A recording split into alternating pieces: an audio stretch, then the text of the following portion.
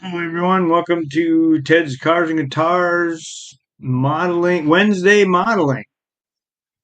Today I'll be working on the 37 Ford pickup, the group build that Brian is doing, and he does that the first Sunday of every month on his channel, and you're only allowed to work on it during that live. However, because of my work schedule, he has allowed me to work on my first live after his, after that first Sunday in May and of the month. So I'll be working on this tonight.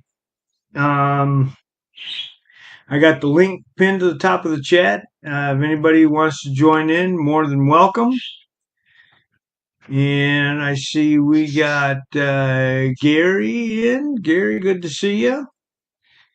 And Tin Man's Modeling Garage. Hi, Tim. How you doing? Good to see you. Thanks for coming in. And like I said, links pinned to the top of the chat. Anybody's welcome if you want to come on in.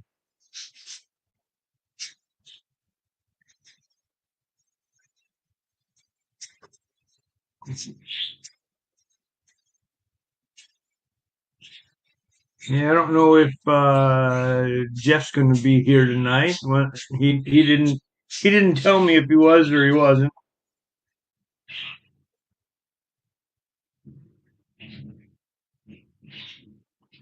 Boston's in. Hey, Boston, how you doing? Good to see you.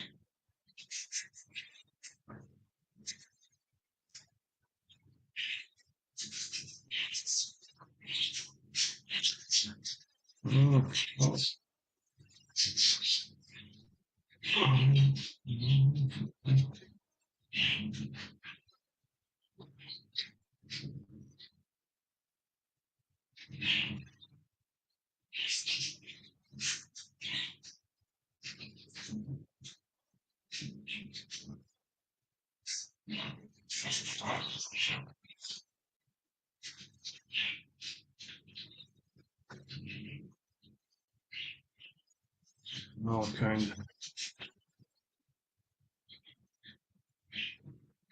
Been a month since I worked on this thing. I forgot where I left off at.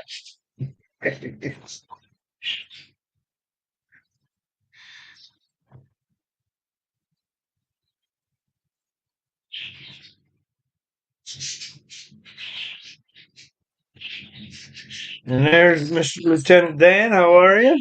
Evening, how's it going? I'm doing good. Yeah, Gary, nice.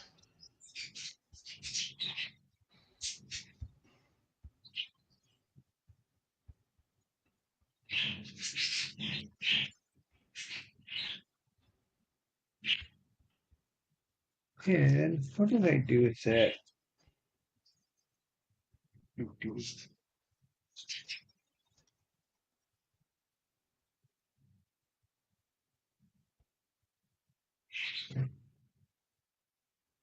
That's right. I think that was 16 years. What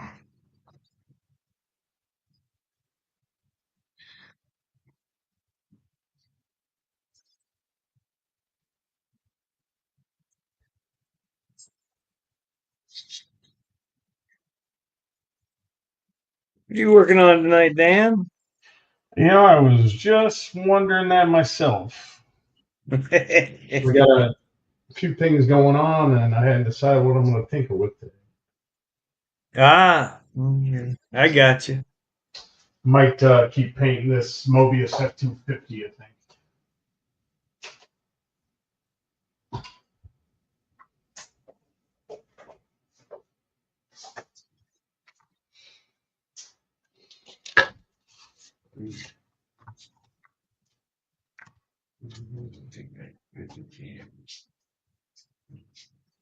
Yeah, Gary, I'm here. Thanks for those wonderful videos you sent me. Yeah. But I am never going to be able to unsee.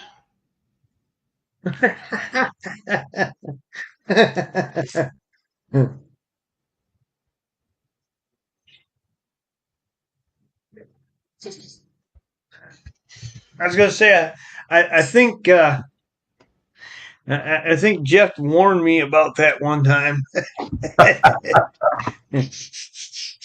Oh, If he yeah. sends you any videos, don't watch it. You might be horrified. I really, one of them I didn't even have to watch. It was like, all I saw was the thumbnail. I'm like, not clicking.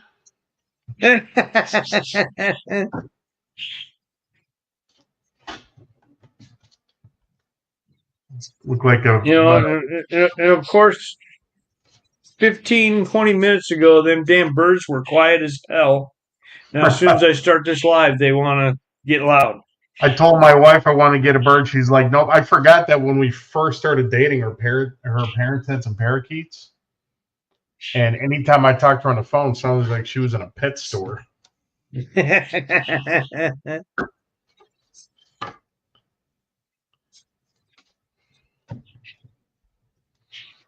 I got home today and my wife's like, oh, you got to see this video. There's a woodpecker in our backyard. I went, oh, shit. Yeah, sure enough, send me a video of him pecking away at the tree in the backyard. I'm like, that bird needs to go. That's not cute at all. That's going to destroy the tree. She's like, well, what am I supposed to do? I was like, well, our son has got multiple airsoft guns and other weapons. Let's start there before we pull out the heavy artillery and start shooting.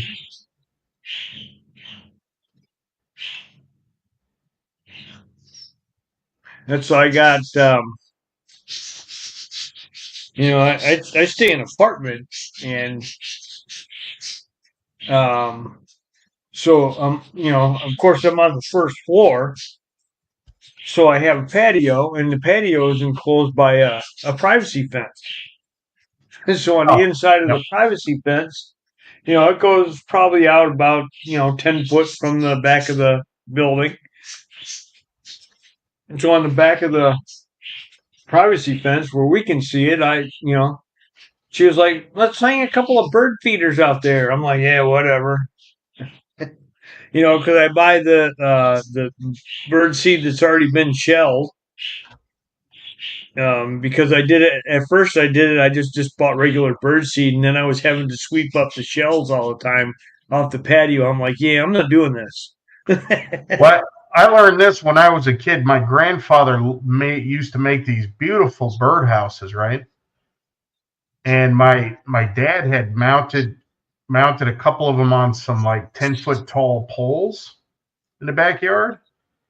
And he took them down, not maybe a year or two later, and we were like, why? And he's like, you could see a trail of weeds from the opening of the bird of the birdhouse to wherever the next tree or whatever, because they would eat all the seeds and then crap them out and basically seed the lawn, feed the lawn with crap, with whatever they were eating.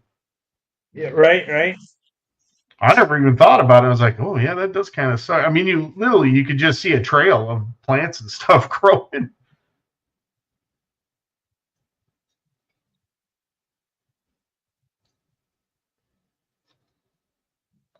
But I don't know. It must be things to get older because my wife.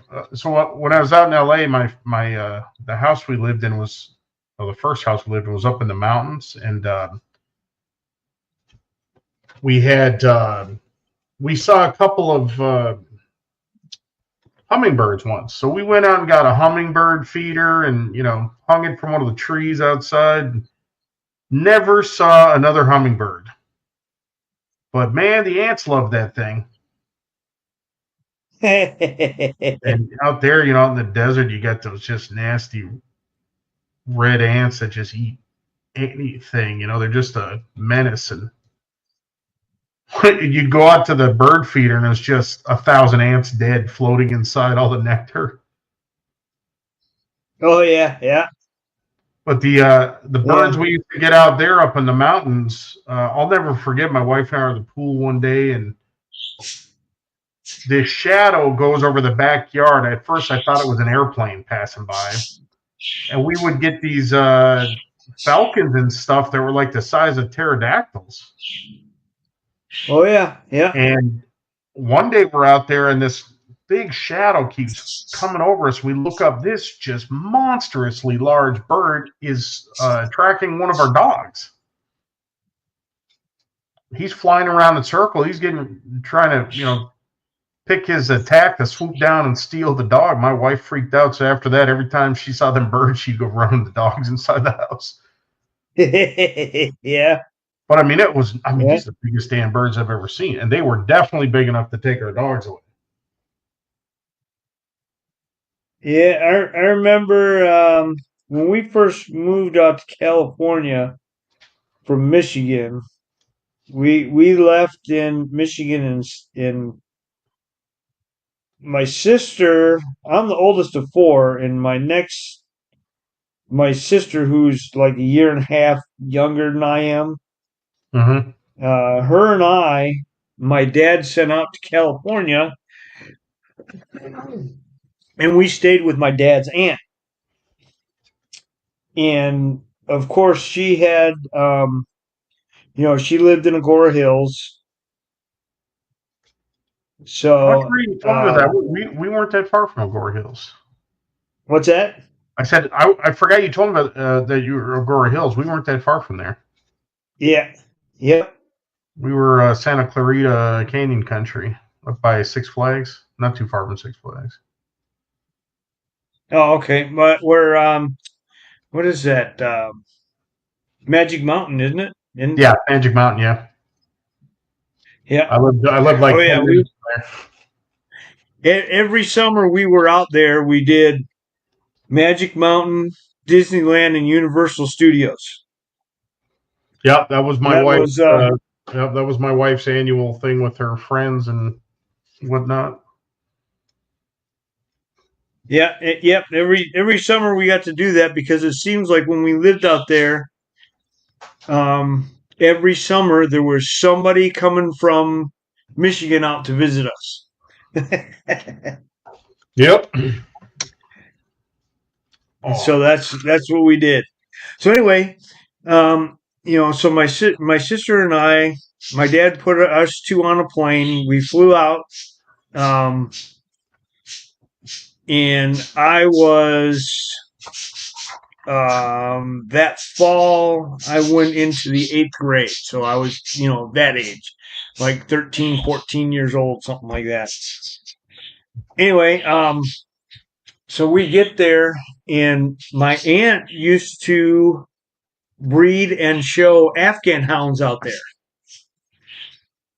So she had a couple of Afghan hounds, and on her property that she lived on, she had I want to say there was like 5 to 8 hummingbird feeders that she had out there, and there was always hummingbirds out there.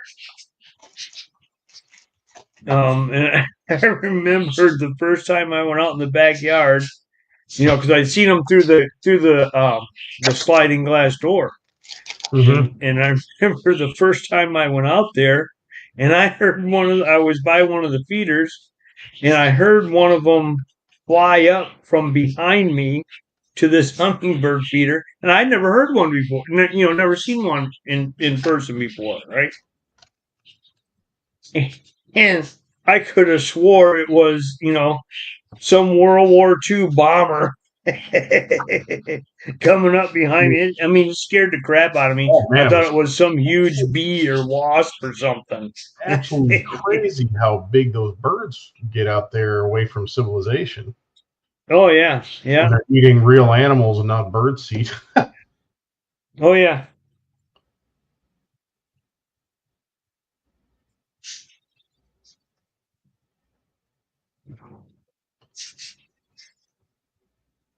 Yeah, so she had a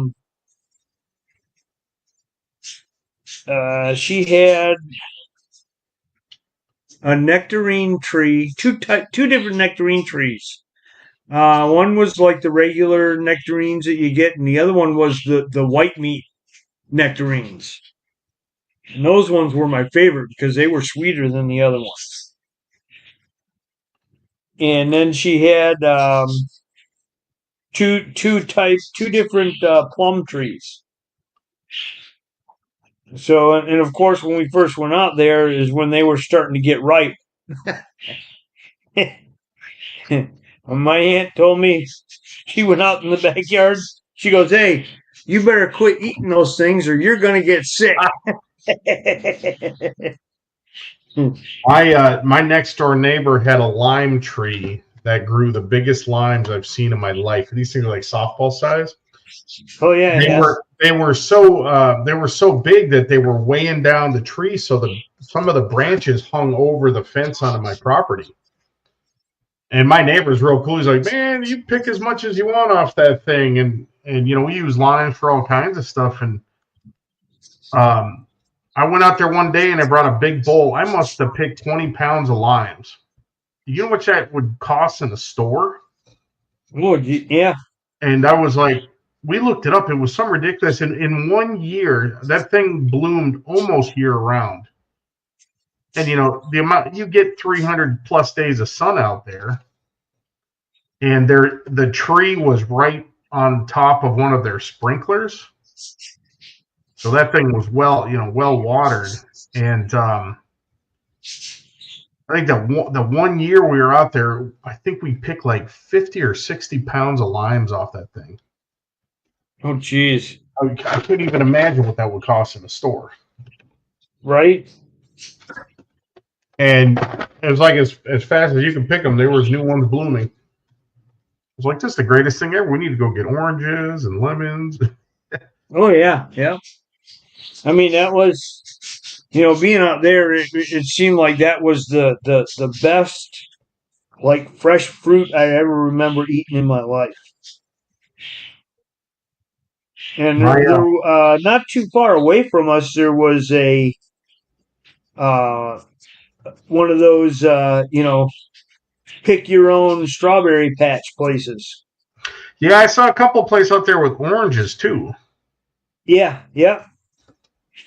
So of course we always did that every summer too, and went and got our own strawberries. And those strawberries were, because you were picking them, you were picking them as they were fresh. They were, Mm-hmm.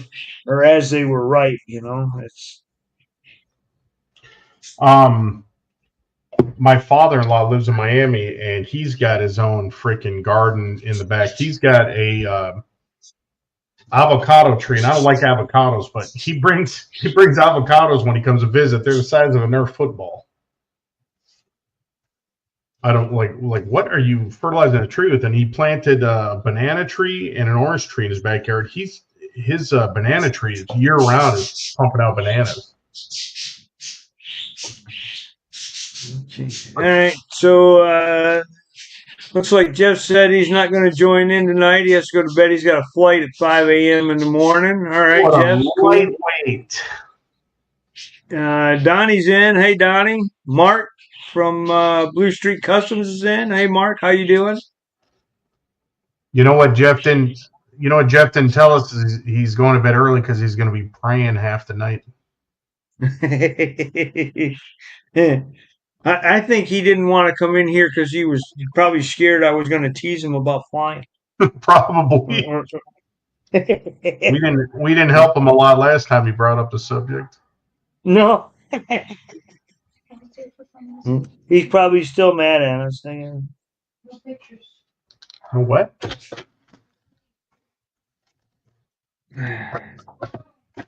And probably be like, "You guys suck."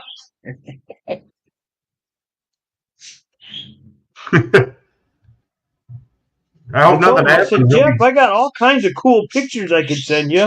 He's like, oh "No, I yeah. don't want to see them."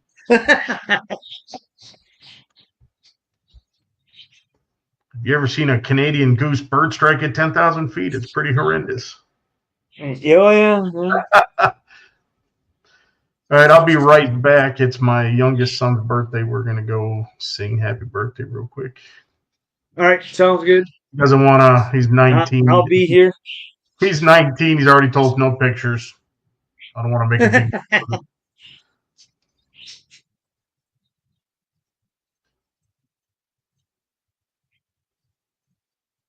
Yeah, our son just turned 18 in January. Nice. My oldest will be 30 in November. Seems like forever. Yeah.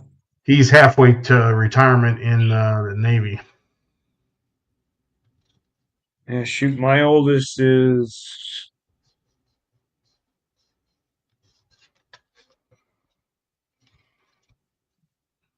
36-ish. Something like that. She was born in 89. Man, time goes. No, I know. All right, I'll be right back.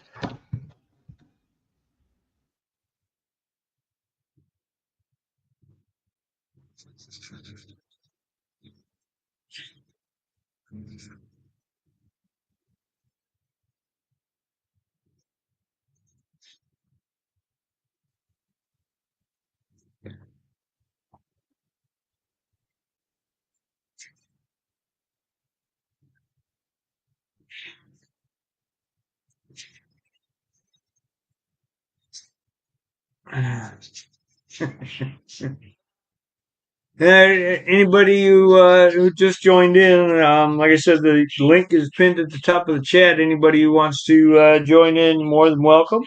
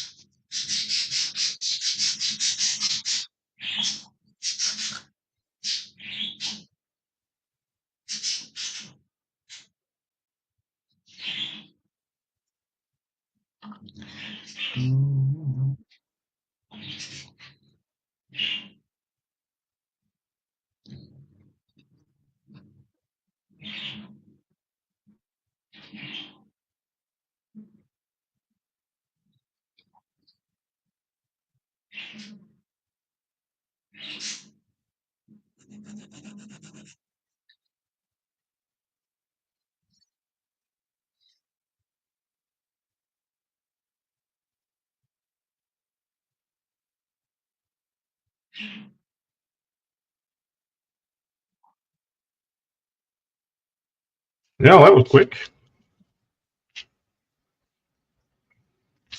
What's that? Oh. That was quick.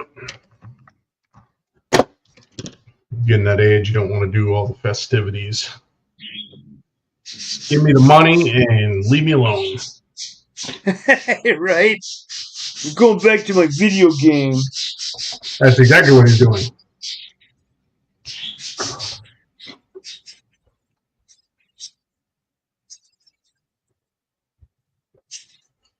Now, they keep him pretty busy in flight school, so he doesn't get as much time to do it these days. I was up in his room yesterday, and he's studying for his instrument rating. It was like, oh man. You remember what it was like early in your career, and you used to have to study about airplane systems, and before you knew how things worked, you actually had to read about it and all that.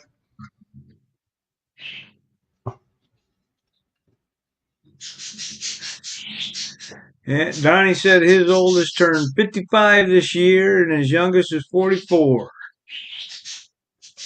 Damn. Yeah. His youngest is older than my wife.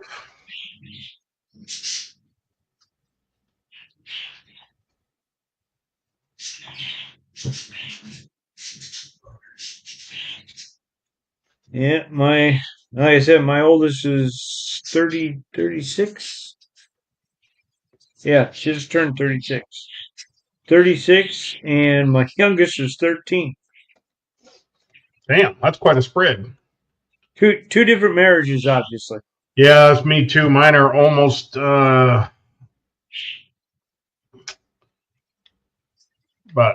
God, mine are what, 10 and a half years apart? November 95 and May of 06. Yeah, and between her and my other daughter, who is just turned 35, because she was born in 90. Between the two of them, I have 6 grandchildren. Wow. That I probably, I don't know if we're ever going to have any. Both of my sons have sworn that they're never having kids. We'll see what happens, but I tend to believe them. My oldest has made a career out of being a single, rarely attached for any length of time.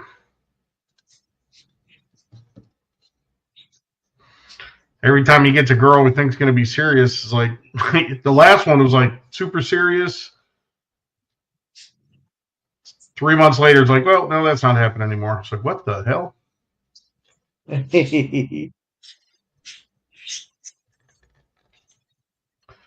So she had too many demands. I'm like, well, that's what women do. And he's like, yeah, but that's not for me. It's like, yeah, you're probably never getting married.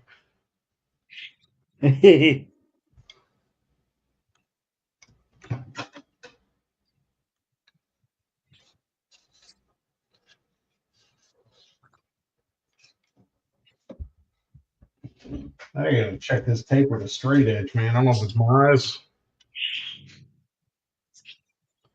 It is my eyes. Oh, I'm supposed to turn my camera back on.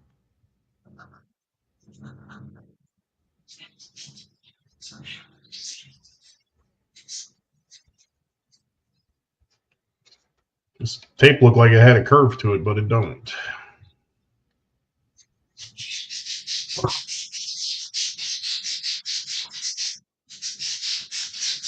Oh, yeah, that's right. You're still working on that. What is that? A Chevy truck, isn't it? It's a Mobius F250. Oh, the F250. Okay. Yeah, I'm gonna put a two-tone on it. It's like the box. What's up, Serge? Is it Serge or Sarge? Serge, right? Surge, yeah. Oh man.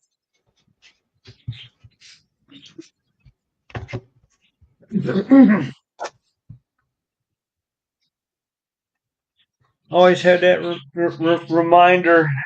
Hey, you need to take your pills.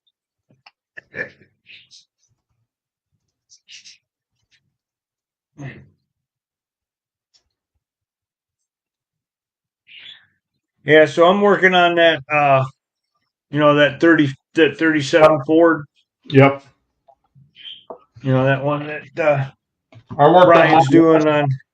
according to Brian's rules, I have about 4 hours because I missed the second month of it. I got everything in primer. I haven't decided on a color yet. Yeah, I haven't either. I'm kind of. I've been kind of debating. Like on the side here, they got whether they, I want to do that two tone with the. I don't know if I use the black and the red, but I was thinking I was about thinking. black and purple or something. I just can't decide. I like that screensaver he had Saturday. It had a picture of a 37, looked pretty awesome. I don't know if you saw it, but I saw that and I was like, I think I saw it. Yeah, I saw that. it's Yeah. like silver or something. I was like, man, that kind of looks good, but I don't know. I hadn't decided.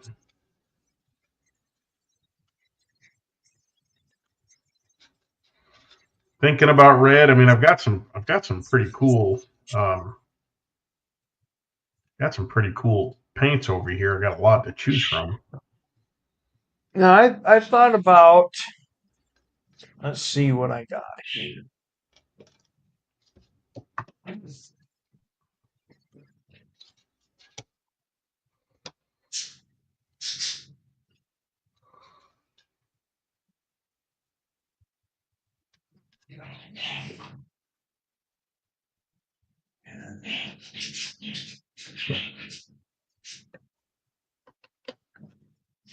I have this grape.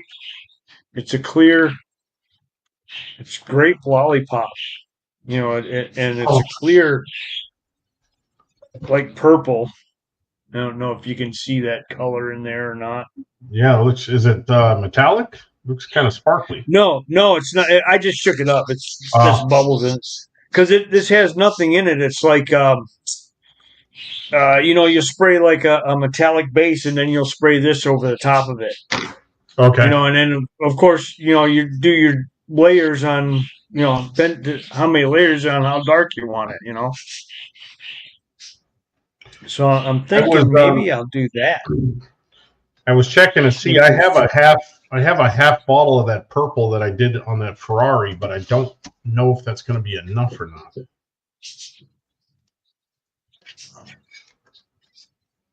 Or I've got this nail polish that's kind of cool color too.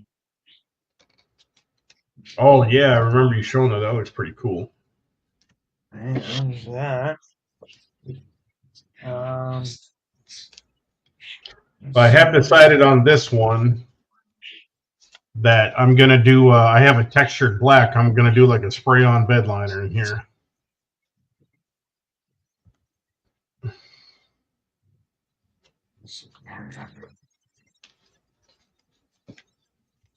So yeah, I was thinking, doing that grape, and then here's this Comet Silver I have as a base, by Tropical Glitch.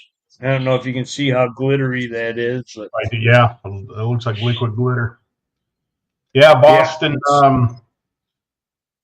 That's what he's having fun transitioning to these planes he just transitioned to are much faster than what he learned in. So you've got that learning. You got that learning curve because he started this school. He already had his pilot's license, and not only that, they're flying out of Indianapolis, and he's on the evening shift. So, he's a lot of times when he's flying, when he's coming back from a lesson. He's having to land in Indy while FedEx operation is going on, and he told me the other day they were having some troubles because ATC kept rerouting them because they weren't fast enough to keep up with the jet traffic. And which is funny because he's in a pretty fast little airplane. But good practice for him because when he goes to Republic, that's probably where he's going to be flying out of. He'll know the airport and everything like the back of his hand by then.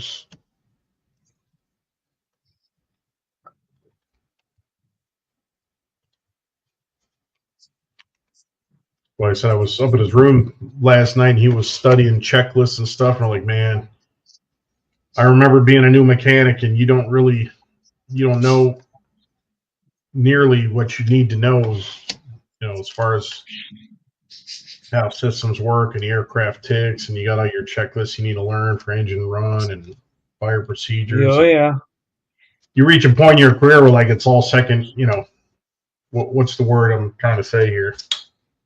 It's just, like the back of your hand, right? Yeah. And it's all second nature, whatever the hell they call it.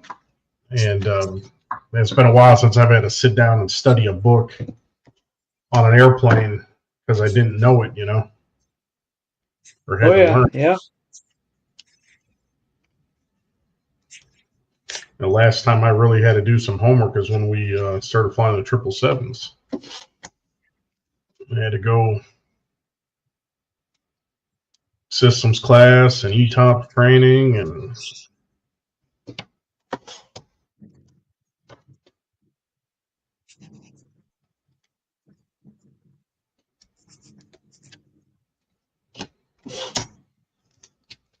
well, this is a lot easier paint tape job than I was thinking. What they did is they have the factory chrome molding, and what's on here is actually the right size, but they've got a chrome piece that goes right over the top, and I think I'm going to use that to cover the lines. We'll see if it doesn't look right. I might tape off this chrome trim and paint that separately.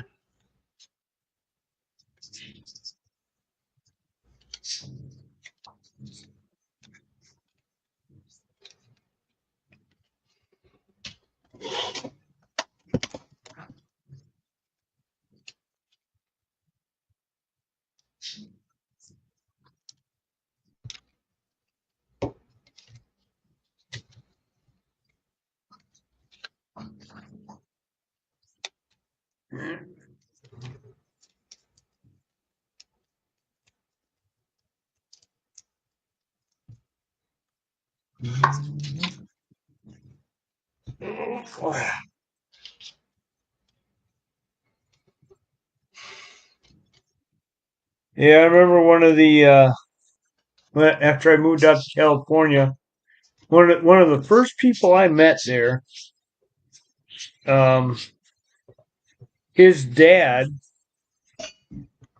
owned a bike shop in Thousand Oaks, which is not that far from Magora Hill, and it was called Continental Cyclery. So he got me into BMX racing. Oh, cool. Yeah, the 80s in California, man, that was huge. Oh, yeah. Yep. Yeah, every Friday night, as soon as my dad got home from work, we'd eat dinner real quick and load up in. He had an S10, because those were brand new trucks back then. Mm-hmm. Had an S10 with a tunnel, not a tunnel cover, with a calf on the back. Oh yeah, I remember those. Yeah, and me and my buddy Jim would load our bikes in the back of that thing, and we'd sit in the back. Well, my dad drove us to the, we'd sit in the back, and our two dads would sit up front. All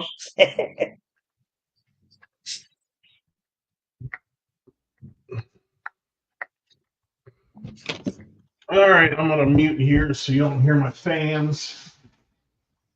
All right. I'll be listening though. I got to. Best noise canceling I've seen is Zoom. I can actually be in my booth and paint. You can't hear it, but these other streaming services not as good. Yeah. I'll be switching to sign language here while I paint this. Are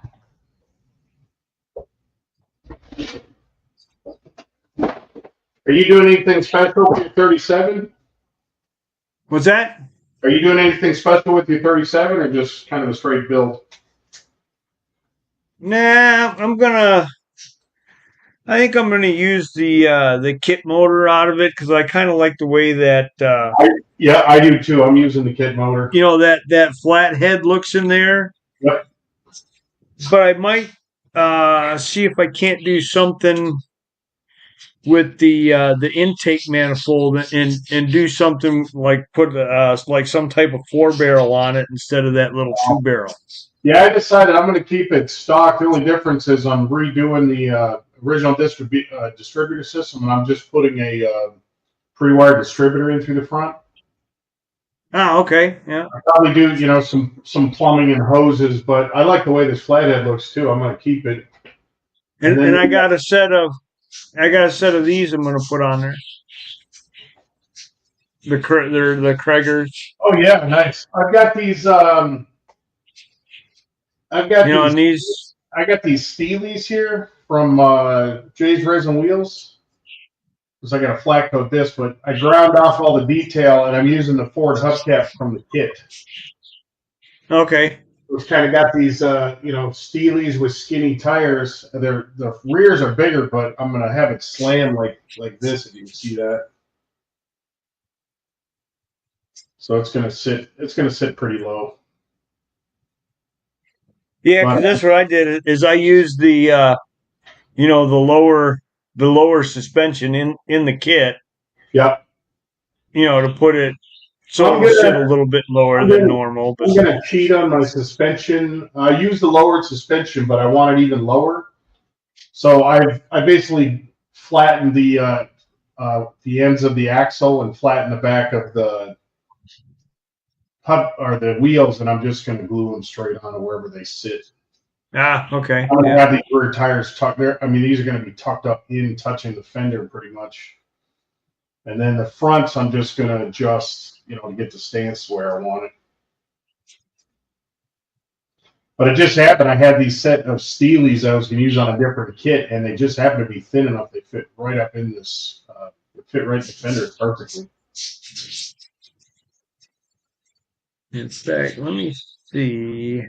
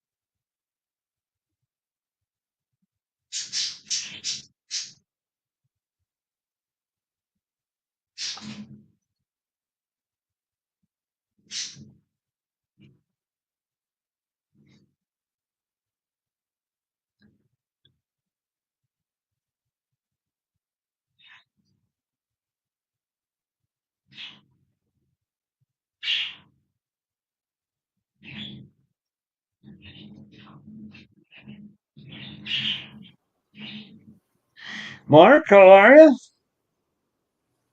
Doing good so far.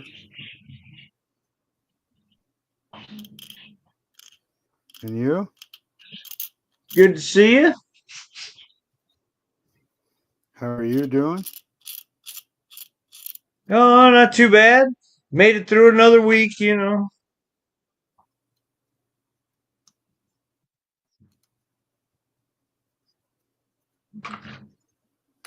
That's always a good thing, isn't it? What's that? It's always a good thing, isn't it? Oh, yeah. Yeah. Definitely a good thing.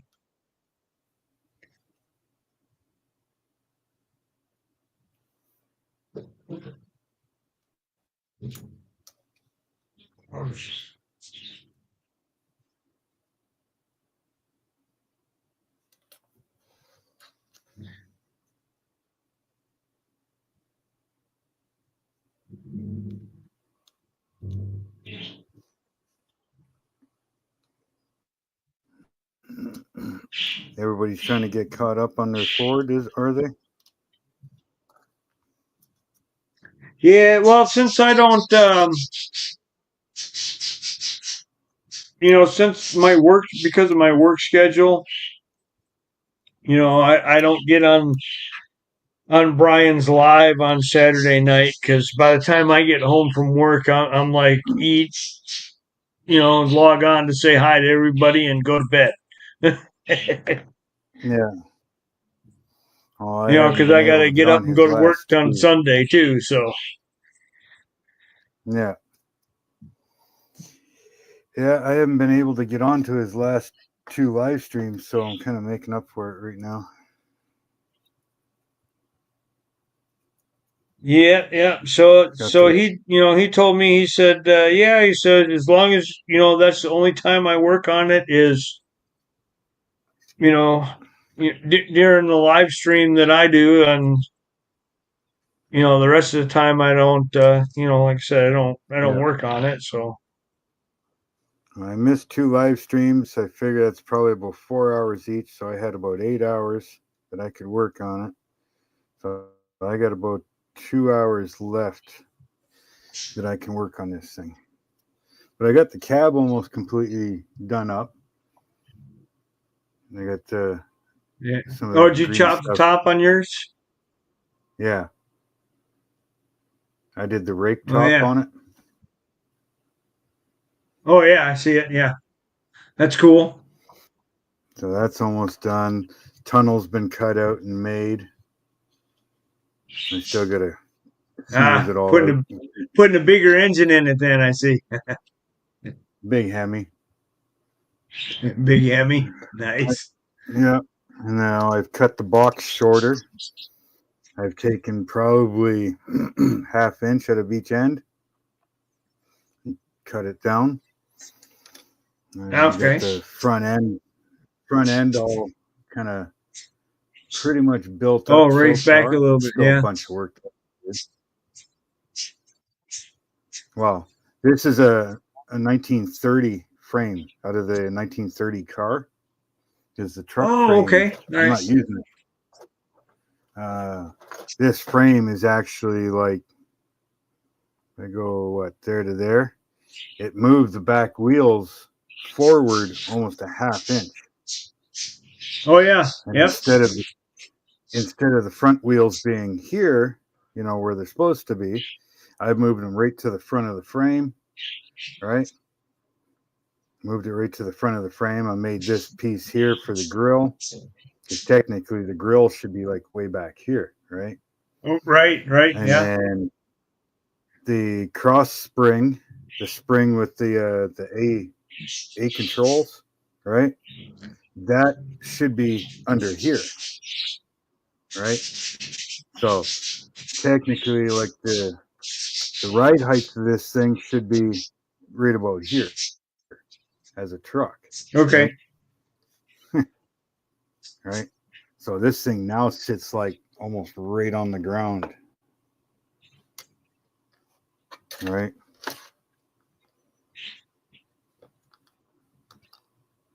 Oh yeah. Yeah. Like that. That'll be There's like cool. almost, it's like a about an eighth inch magnet, and I can just barely put that under the front end.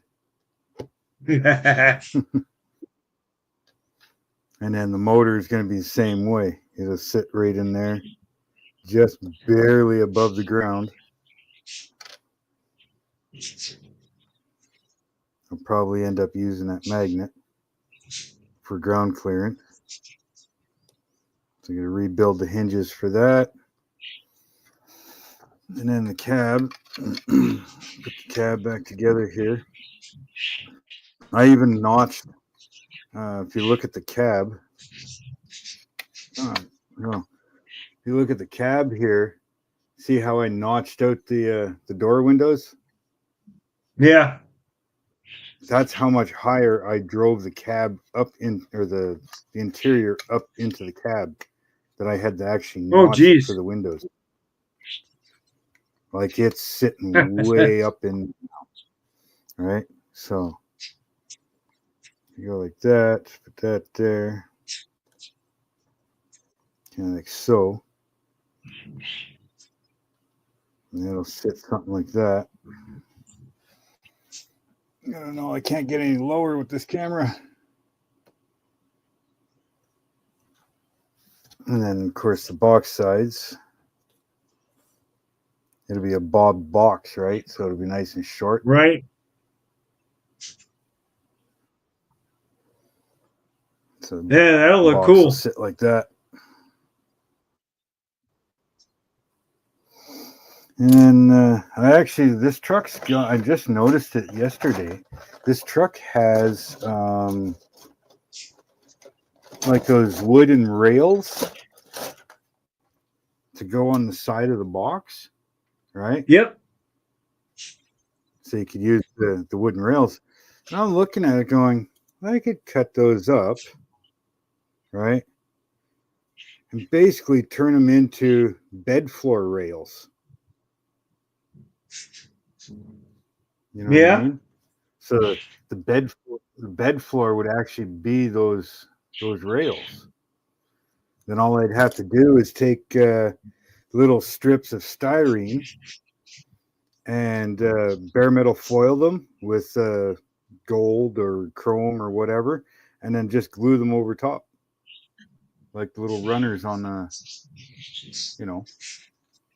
those chrome stainless strips that they put to hold the wood down. Right. And since it's already got the wood grain, I got wood grain decals, so I'll just put them on there and it'll help raise that grain up. So, but yeah, that's kind of what it's going to look like. I still got to make a couple more braces, mount the radiator, electric fans, make the brackets for the window or the headlights, steering linkage, mount the firewall, do the exhaust,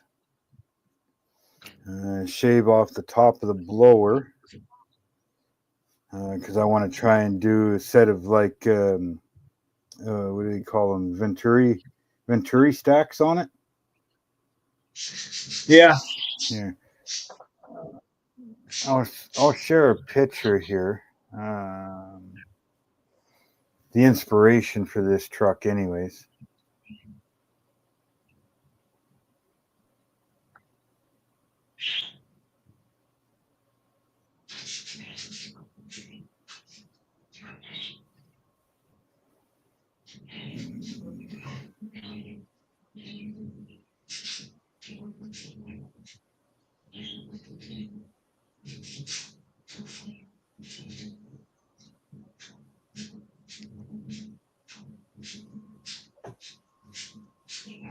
Yeah. That's the inspiration for this truck.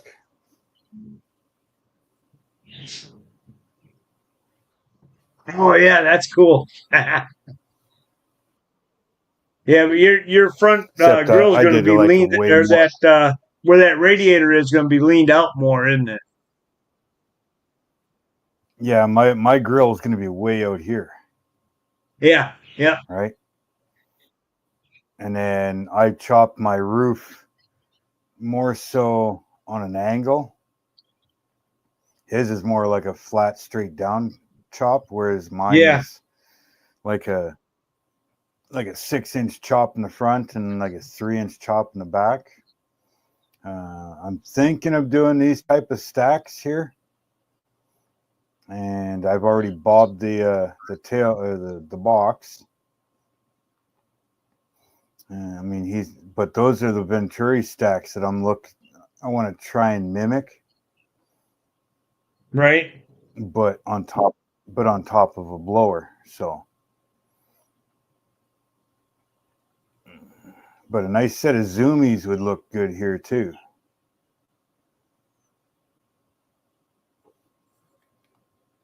But I'm even looking at that color scheme, the black and I don't know what kind of green you'd call that, like a lime metallic or lime pearl green.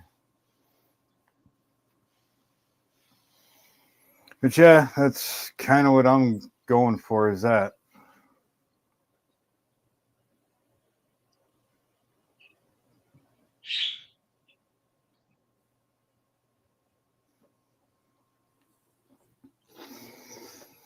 Time to do some putty work and stuff on all the chop of the box. And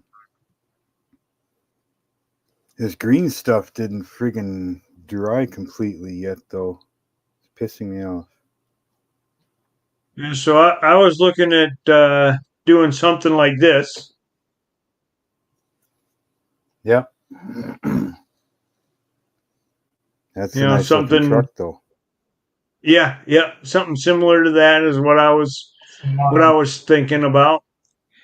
And let's see, a few weeks ago I had it mocked up.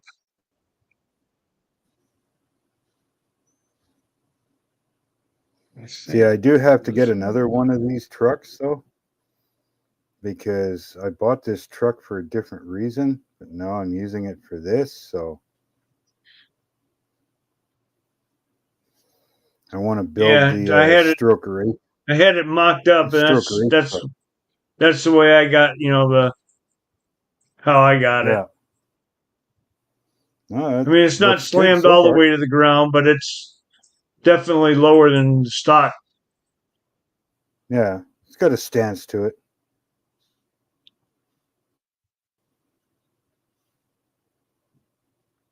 No, I want to build the Stroker Ace truck.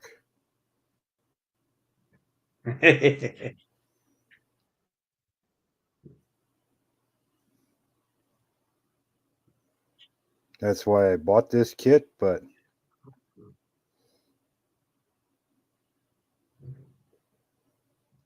my big mouth had to open up and suggest this truck for the build, so I guess now I got to use it for the build.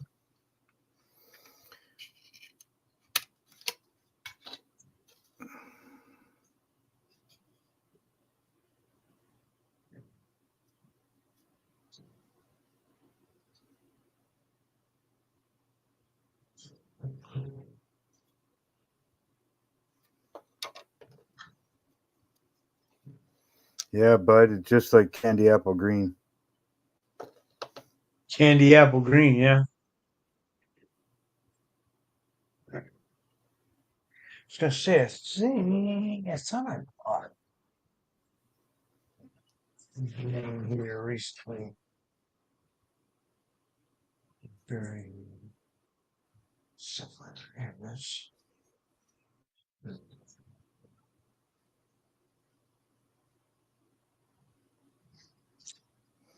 I got this color. It's called Loki green. I don't know if you can see that or not. That green. Yeah. Almost looks like windshield green. Yeah. But it's green. It's a candy, so there's no metallic in this. You'd have to spray a metallic base underneath it. Yeah. Which is when I get those, I use this Comet Silver. That I spray underneath it. It's got a pretty good metallic base to it. Now, is that like a scale metallic, as like say you'd see on a regular car, or would that be more of the scale 70s speedboat metallic? You know, that big 1/4-inch flake. Which one would that be more representative?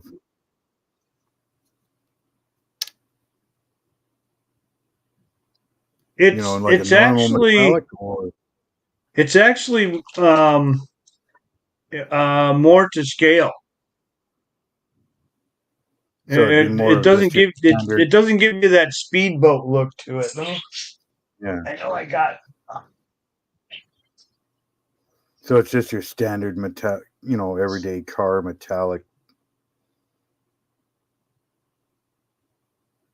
Yeah. Like a car you'd see, you know, out on the street kind of thing. It's just the standard metallic. I mean, it's going to give you a little bit more than a regular car. Yeah. So it's a little heavier than like a more of a slight flake to it. Yeah.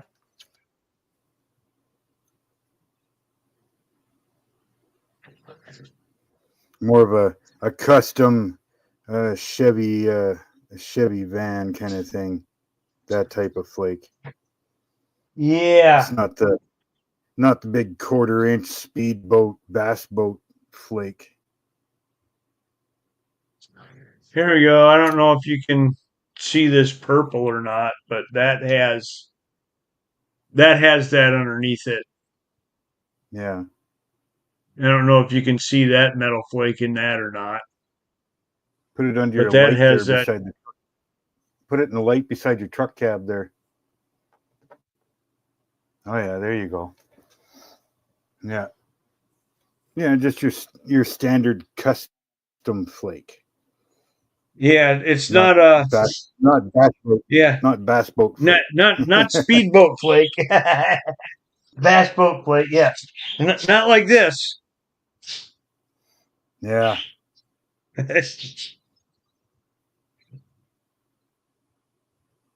I try to do I did that on one of my cars, the big bass boat flake. It looks pretty damn good. Well, I had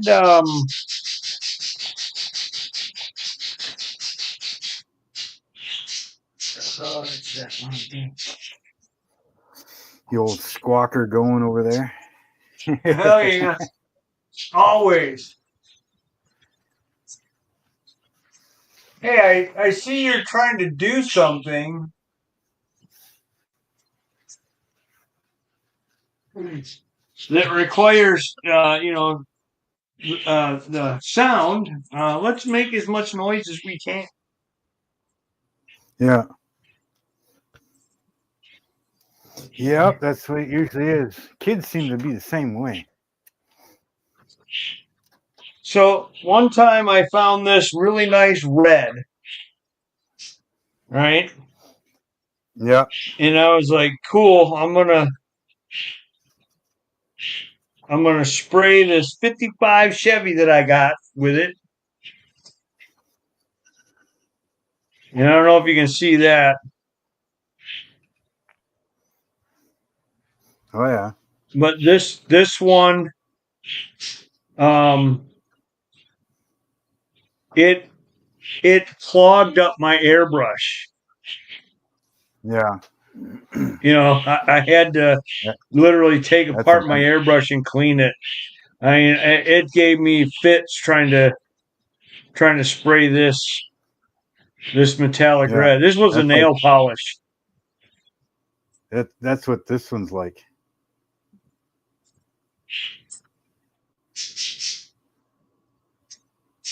The flake in this thing.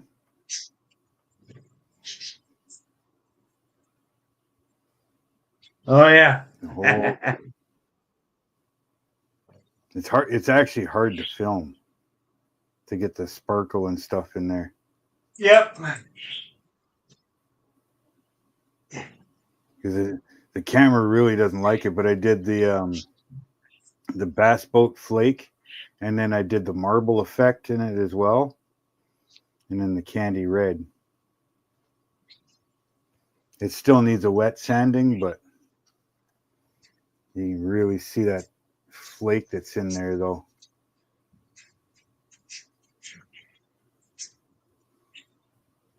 It really looks good in the sun. Oh yeah. But it still needs to be wet sanded a bit, because that took a lot of clear coat to do this, just to cover that. Oh yeah, I bet. That's the only one that I've done like that. I've done some pearls and stuff like that, but that bass boat flake is crazy.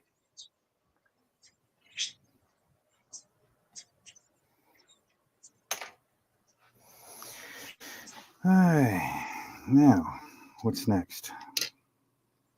Now you can get out of my way. Holy Those smokes. dry. You'd think they're fighting over something in there. Holy shit. Yeah, they're fighting over to see who's going to be the loudest to annoy you. Yeah, right? And what's funny is they can be real quiet and stuff like that, and I'll go in there, sit down, turn on the TV, and then they'll be loud as hell. I'm like, you two are a couple of assholes. Yep. Well, look, he wants to watch TV. Let's get going.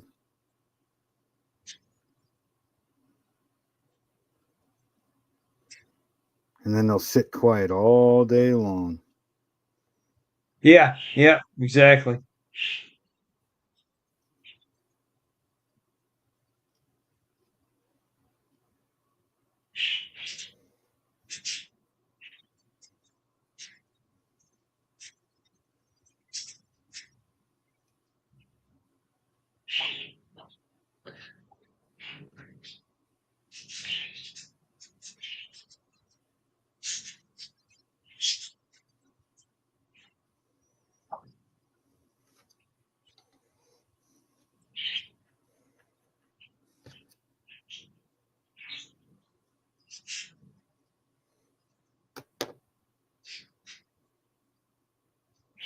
I think that's it for now.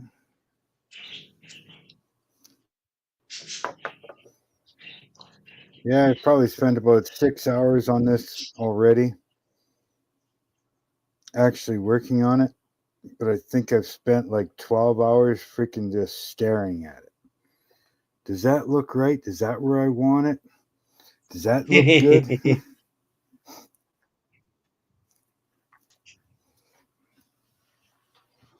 And that chopping that roof like that, holy hell, that was a chore Oh, I bet. to get the look, And that's the other just thing right, and then I've seen so many of these guys doing the chop on the roof. I was like, I don't want to do like everybody else is doing. yeah. So then Well, I that's why found I that went with the picture of that extreme black cut. truck, and I was like, yep, that's it.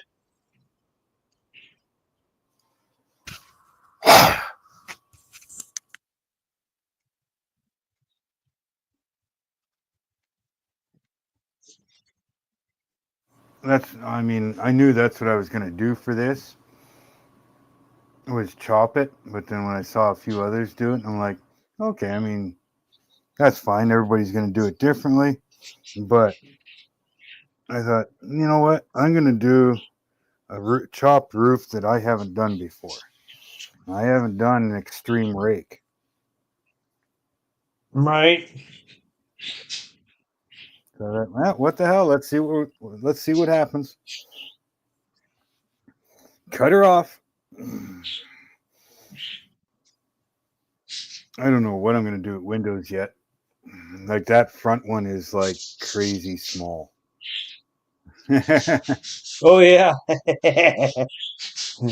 Like once I get that all smoothed out and rounded again, And then the side windows, I don't think there is side windows, is there?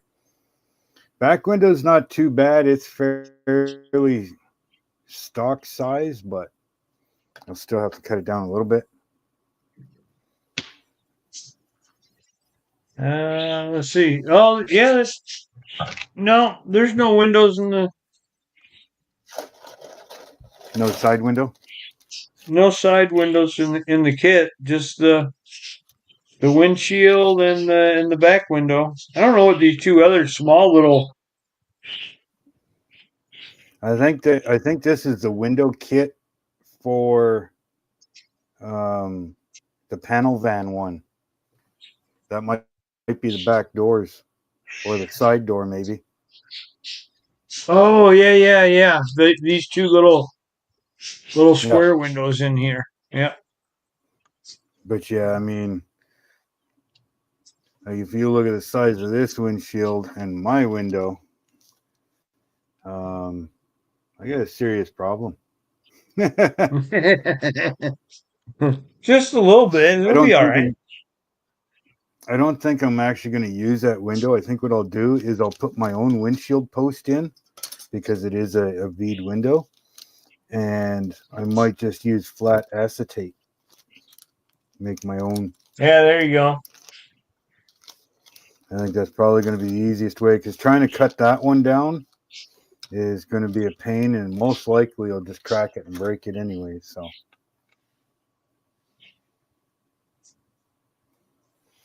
The back window, if I have to shave it a little bit, that's not a big deal. Just break out the Dremel.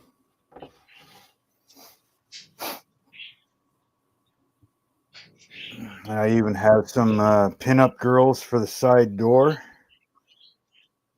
like the old Bombardier, the bomber planes had, those pin-up girls. So, yeah. I think that hot rod black, and then a couple pin-up girls on the side doors. I think that'll look pretty good. There you go. And then I'm using like these, what are they? Kind of like a center line disc rim, like these here. Focus camera.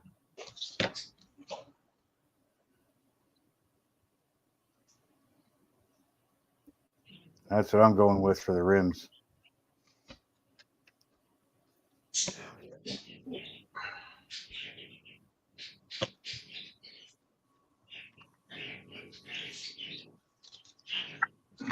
Probably put white walls on the front.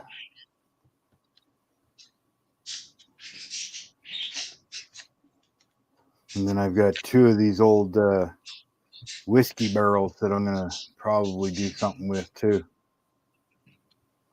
I'll repaint them. I mean, I did that back when I was 10 years old. So I'll clean them up, repaint them, maybe put them in the box of the truck or something. Oh yeah, I got some of those. I got that 39 Chevy sedan that's got those in it. Yeah, they come in the box of the truck. Yeah. I used to have that truck way, way, way back. I don't have that truck no more. I have some remnant pieces of it, and that's about it.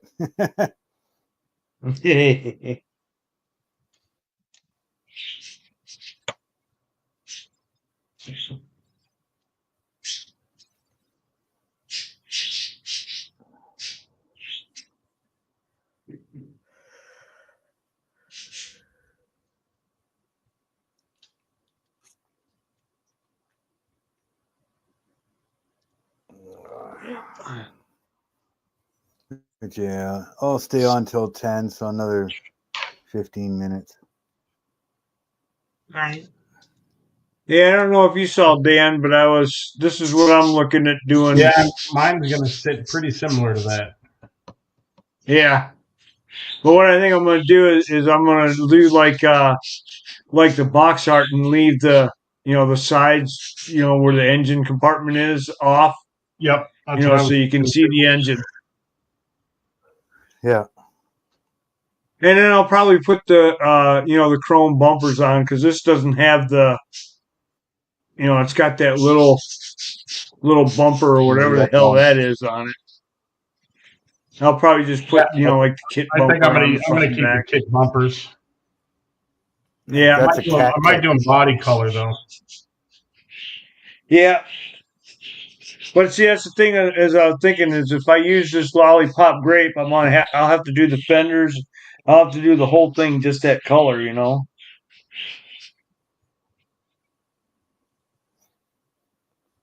I like the hot rod black and the candy green. I think that'll look pretty sharp. I thought of doing the whole thing hot rod black, and then it's like, well, then you're gonna lose so much of it. Yeah.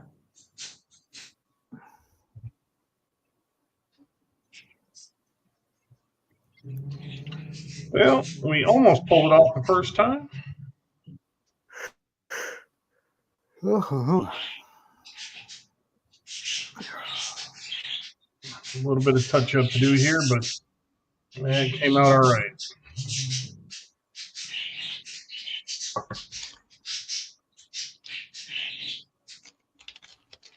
And then of course in the bed I'll probably do do something like this. Yeah, that's what I'm thinking. I've never done that before. I got to figure that out.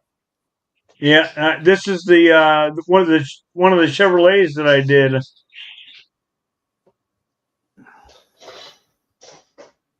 Came out pretty good. that looks like. What year is that? A 50.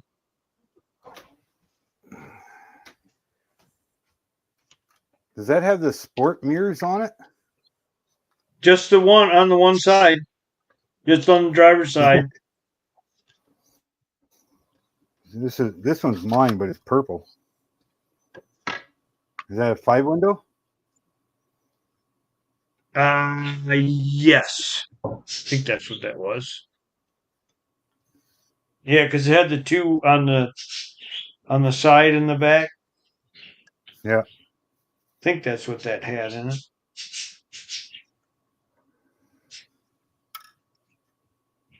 This one's mine here. We changed out the wheels on it. I did this back when I was like 12, 13, something like that.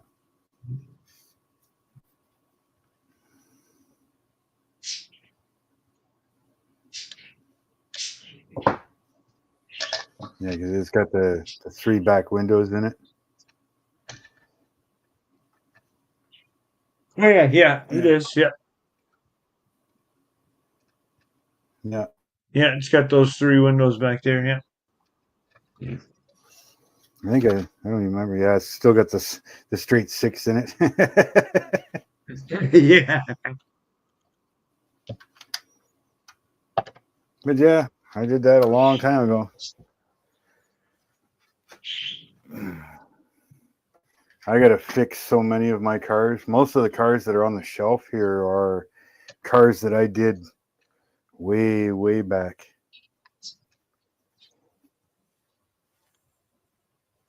A 55 Chevy truck. A lot of them need fixing and putting back together, and they've been packed for 30 some years.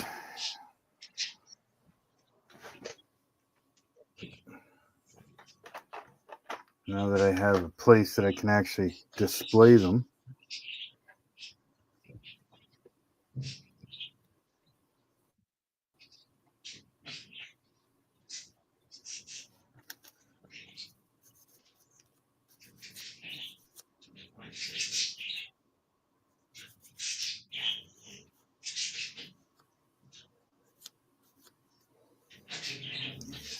Not dry enough. I miss doing real body work and painting cars.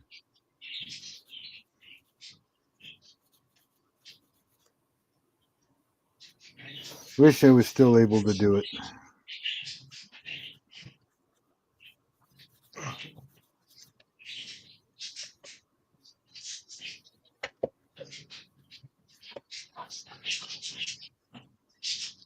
I wish I was able just to work, period. And I wish I It's could so- retire.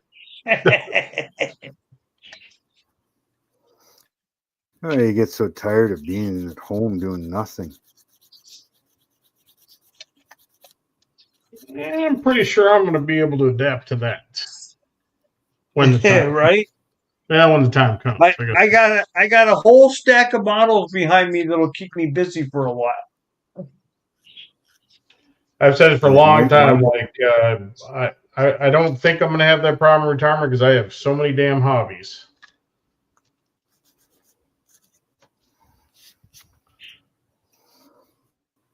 Like even my dad, like he's retired. I mean, he's 75, right? But he can't sit still. He's got to be doing something. With my back, though, I can't really do a whole hell of a lot all the time. I can work solid for one day, but the next day, oh my God, I can hardly move.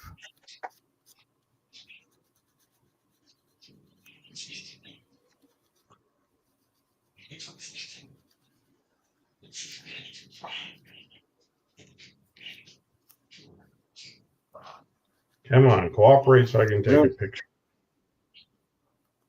It's just the way life goes, I guess.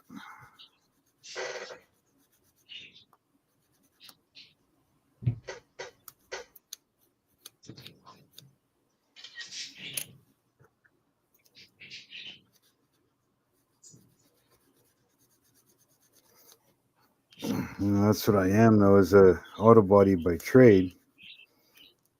Built a lot of custom cars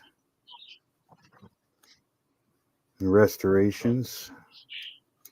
All right. Well, that's what she looks like. The paint line down the middle isn't clean because that's going to be covered by a piece of trim, but I like that Nice. combo. I like the wheel. Yeah, I had a guy in my local club here printed those for me. They're actually off a military vehicle. But yeah, I like that color combo. It's not the exact colors, but yeah, I was gonna say the colors. I like the color scheme. the wheels are still in primer. I was thinking about doing them the same white as the bottom. I don't know. What do you think?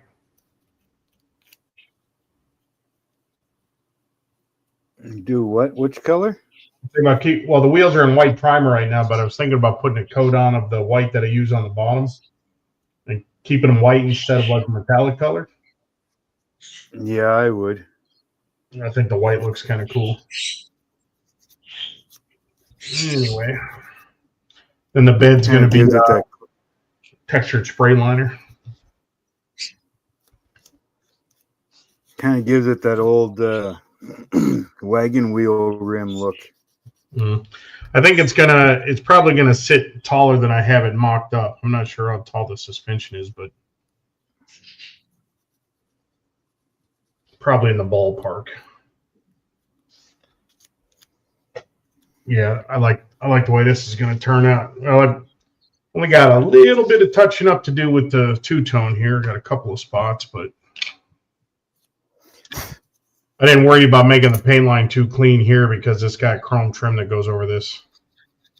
So I only needed a clean line right at the ends. And I got my line clean, but that one's crooked. I got to touch that up. And I did the same thing in the back. I got this side is perfect. This side I got crooked. I got to touch it up, but we're 95% there.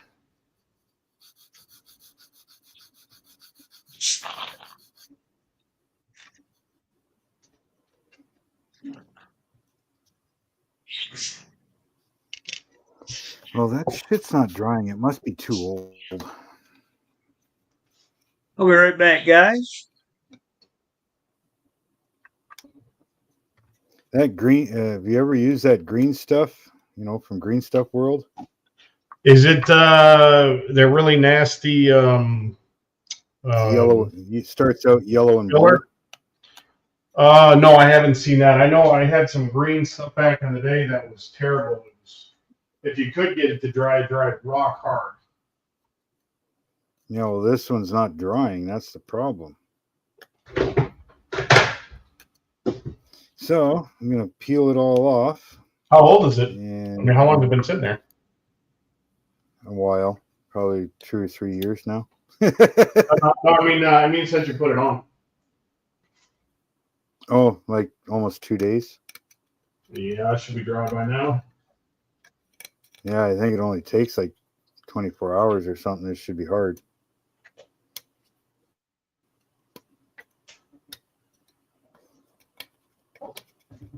Yeah, it's still like, it's not gooey, but it's not hard.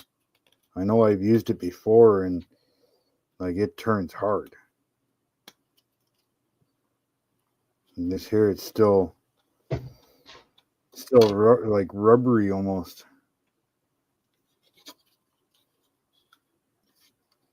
Oh well.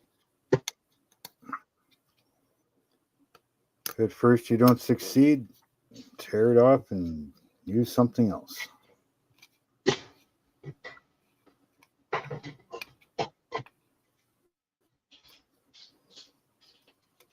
Probably just throw this shit out because if it's not going to dry, there's no point in keeping it.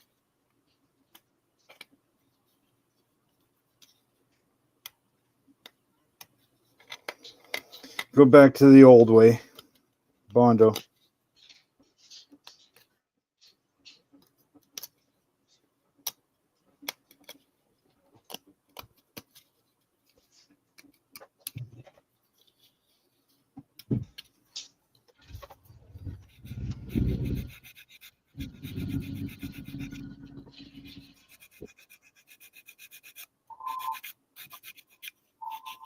Okay, I'm back. Did I miss anything exciting? Yeah, green stuff sucks when it's old. It didn't dry, so I just finished peeling it all off.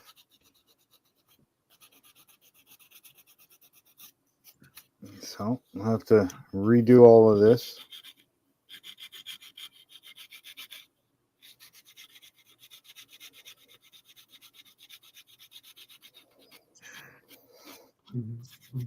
Do it the old-fashioned way, automotive Bondo.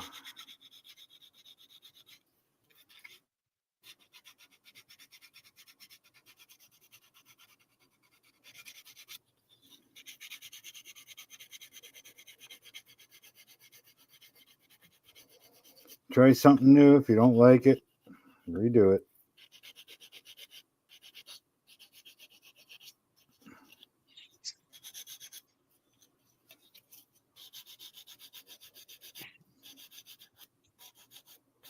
Yep.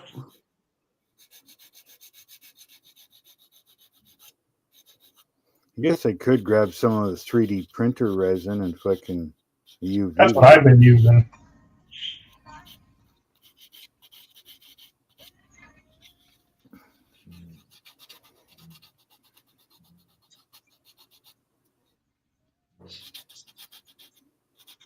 Done that a couple times too. Seems to work pretty good.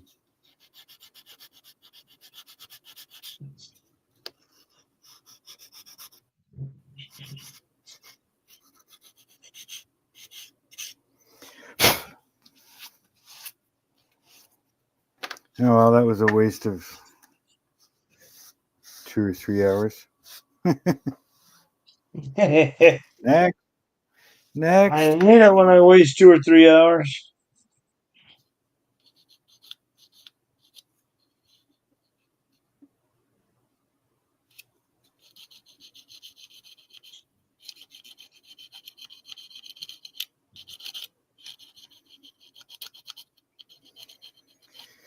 Hey. Well, I'm going to finish letting this dry. Tomorrow I'll sand that.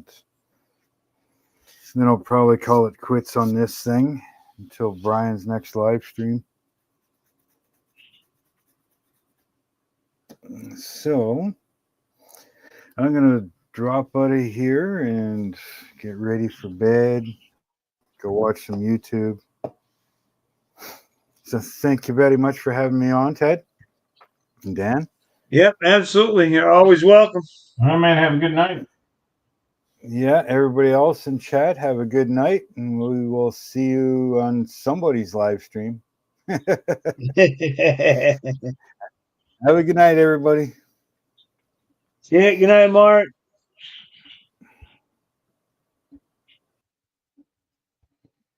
Man, this is crazy. My wife just ordered some from Amazon like 2 hours ago, and I just got an email it's delivered. I mean, we got Amazon warehouses all over around here, but I've never seen it delivered. I know we've been able to do same day, but same afternoon? Jesus. Oh, yeah, yeah. That is crazy.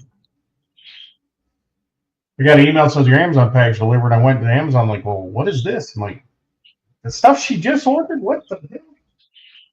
I get kind of spoiled because I don't have to plan as far ahead. I would say 90% of the stuff we buy on Amazon the same day or next day in this area.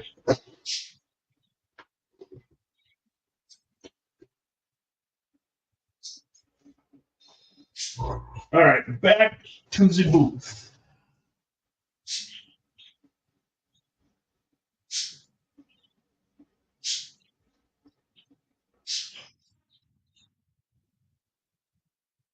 Yeah, I always end up with these emails.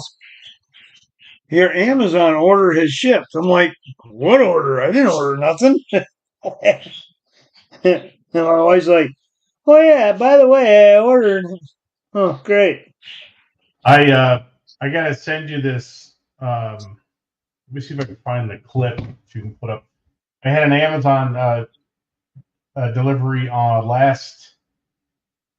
Halloween last year, and my wife goes, man, she goes, you might want to check the doorbell camera because I heard a big crash when the packages showed up, and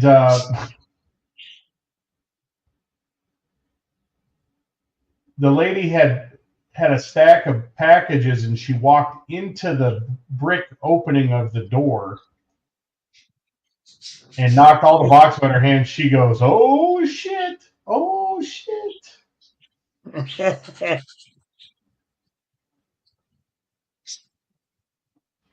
Let's see if I can find out how to link this thing.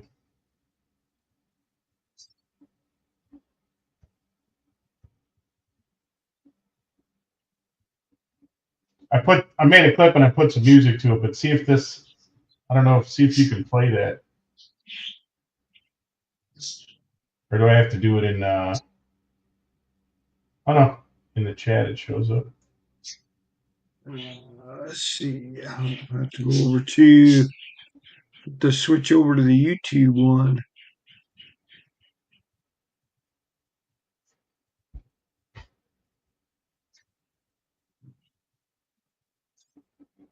I should upload the original. I just threw some. Give it a Halloween theme. Let's see if I can do this.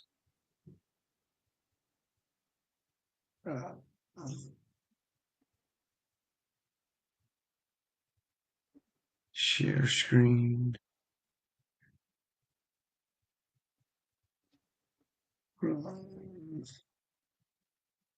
That one, yeah.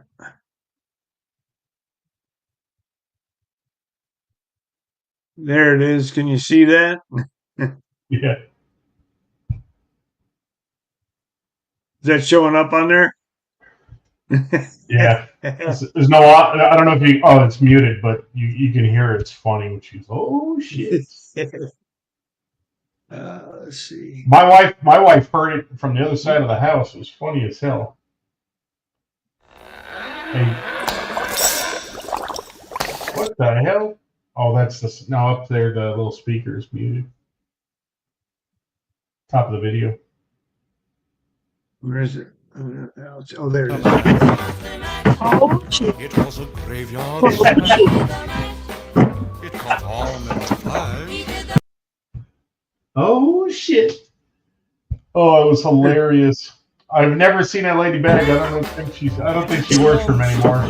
From my laboratory in the castle east. What the hell is that playing? I don't even know how the hell. Oh, that's the music I put over. There we go. Bedroom where the vampires feed. Oh, it's still playing. all came from Yeah, I put music. I put music over it. there. Yeah, I haven't uploaded the original with no music. It was a graveyard smash. It caught on in the fire. Oh, it was fun. It was Halloween. It was Halloween, so I threw a Halloween song on there. Yeah, right. That was one of the funniest things Oh, I've ever shit. seen. I should have recorded today. We had one of these guys that does, one of these door-to-door salesmen coming around. My wife has been fighting with a couple of sparrows. She hates when they put the nests up in the front door. So every day Yeah. she goes out there and takes the nest down. The next day they put it back up. And today she finally gave up because they got the whole nest done overnight and they're living in it.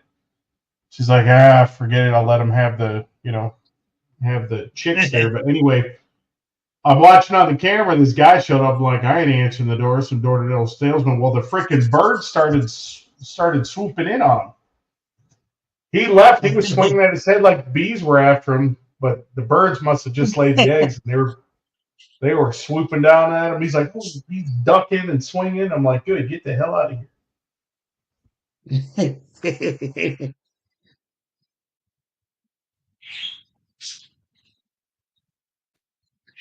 There's,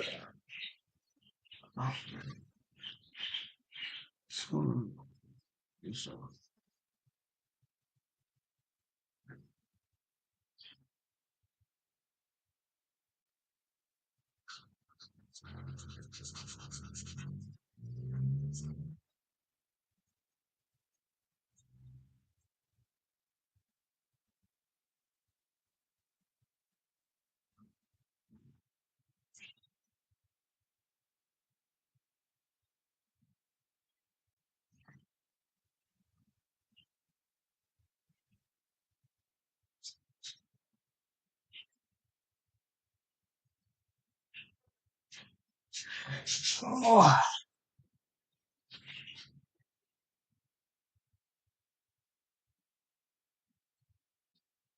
think I'm getting close to being about ready to primer this thing here in a couple weeks or so. Well, at least by the next time I can work on it anyway.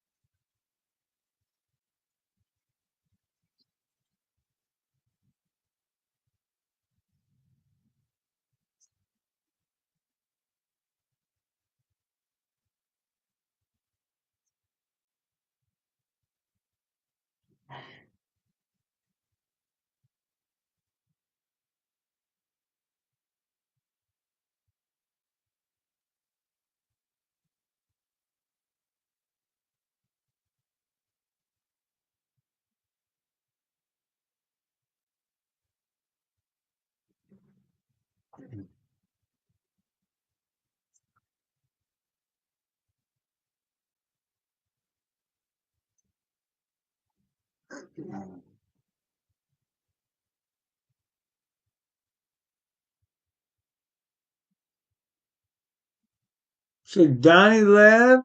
I didn't even see Donnie left.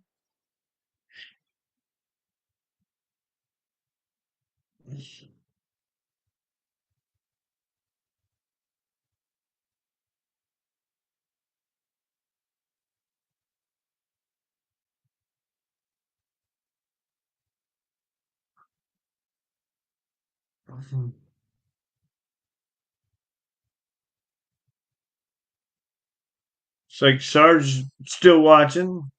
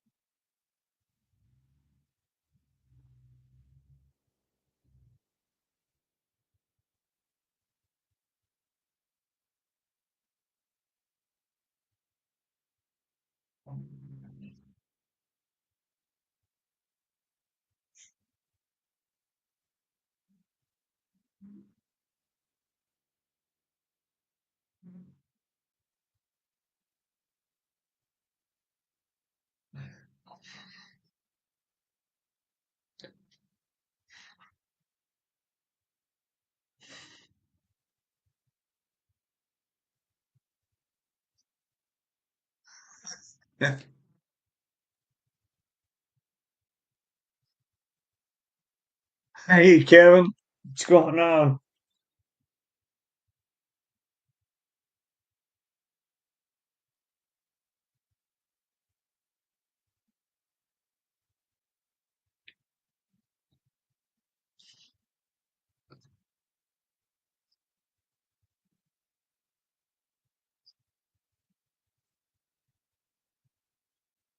Yeah, little bit quiet tonight. I've been concentrating on what I'm doing, and every once in a while, Dan will mute his mic because he's painting over there.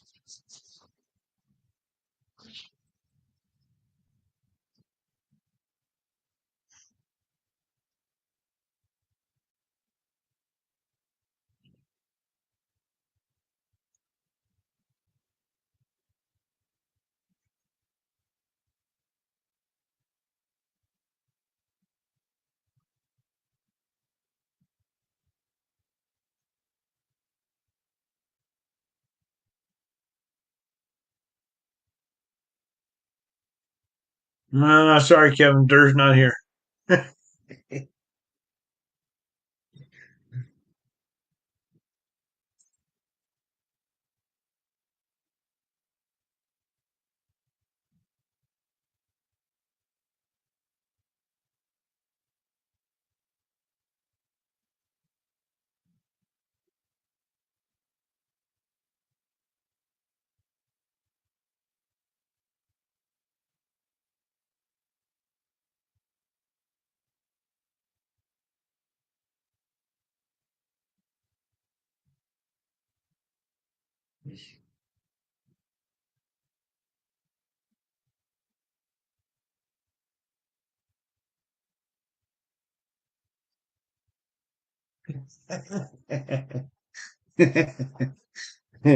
You learned to be nice to her, huh?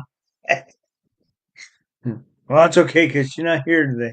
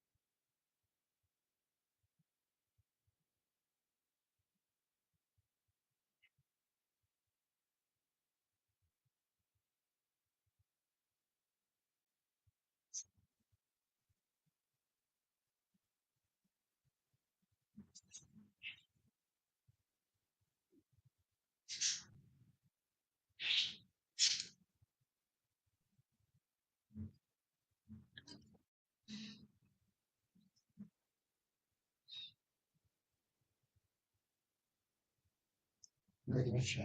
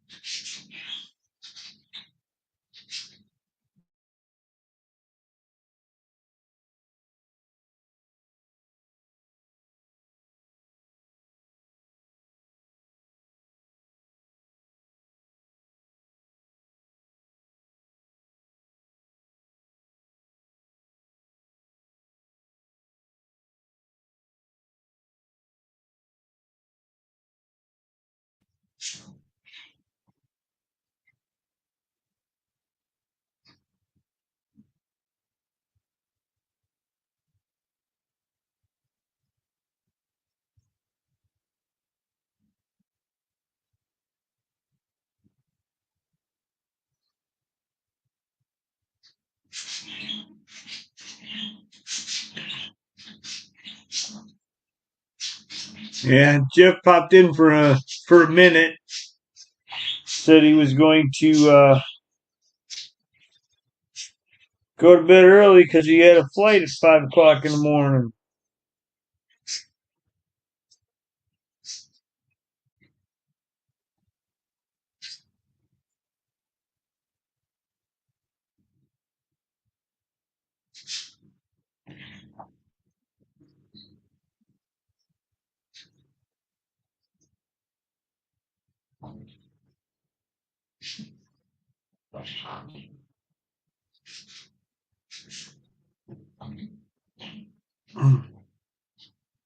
I'm sure he didn't want to stay on too long because he'd probably be, we probably would have horrified him with airplane stories again.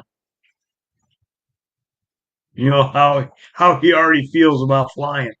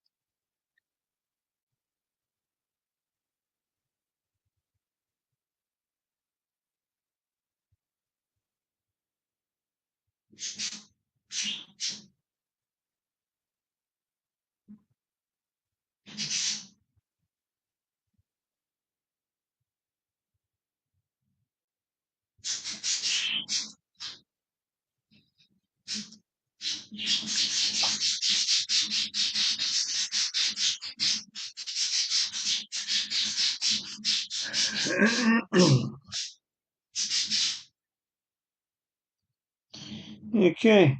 Birds decided to start fighting about something. Dumbasses.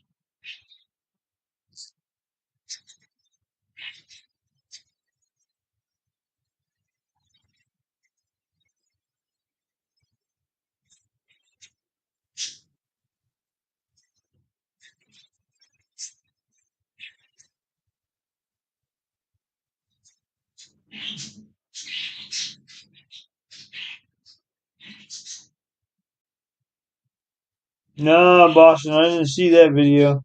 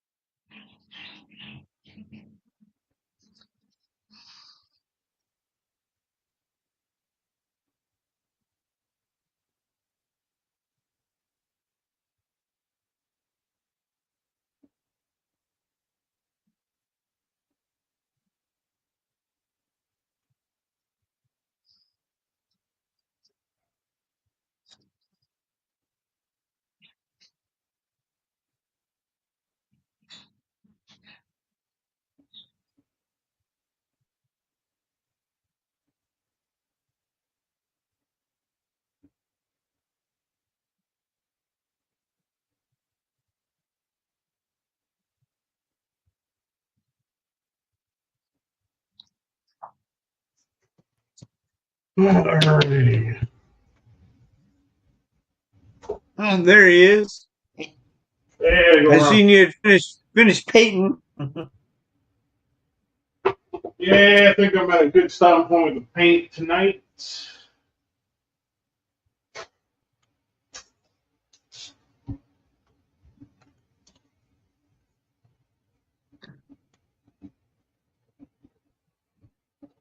Just kind of been sitting here quietly by myself. Sorry. And my wife needed me upstairs for something.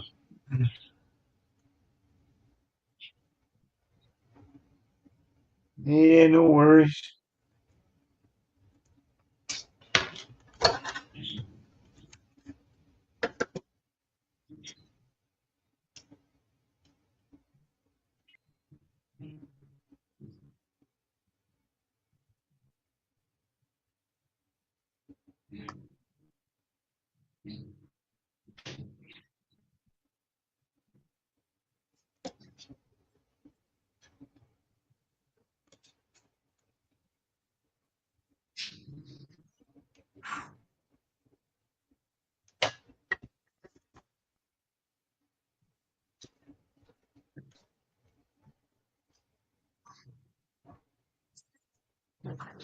However, I will be right back.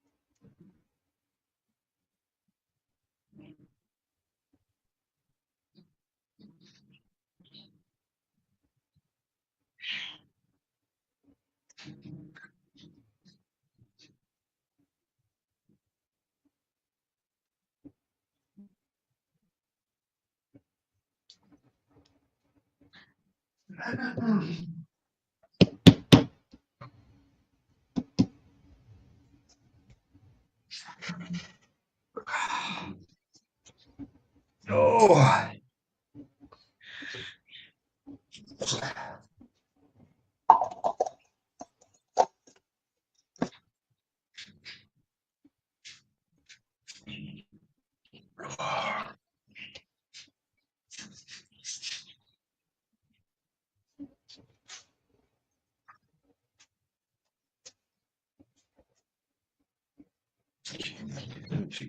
That.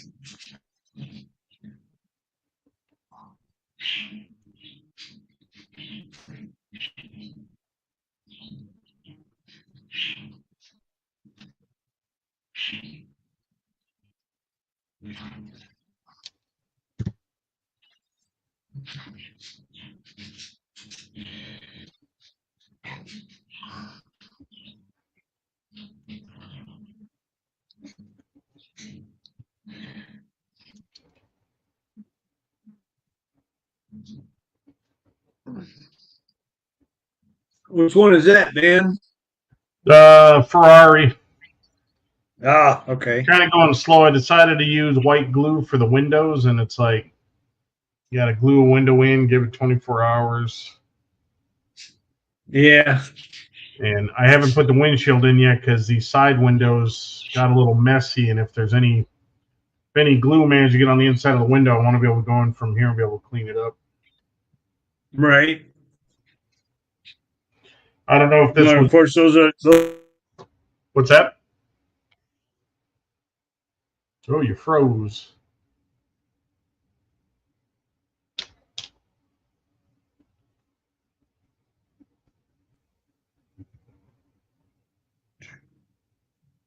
You back? You there? You froze up when you started talking. I didn't hear what you said. Well, I said, and of course, those are glued from the inside. No, these are outside, actually. These are They're acid. from the outside. I mean, yeah. Yeah.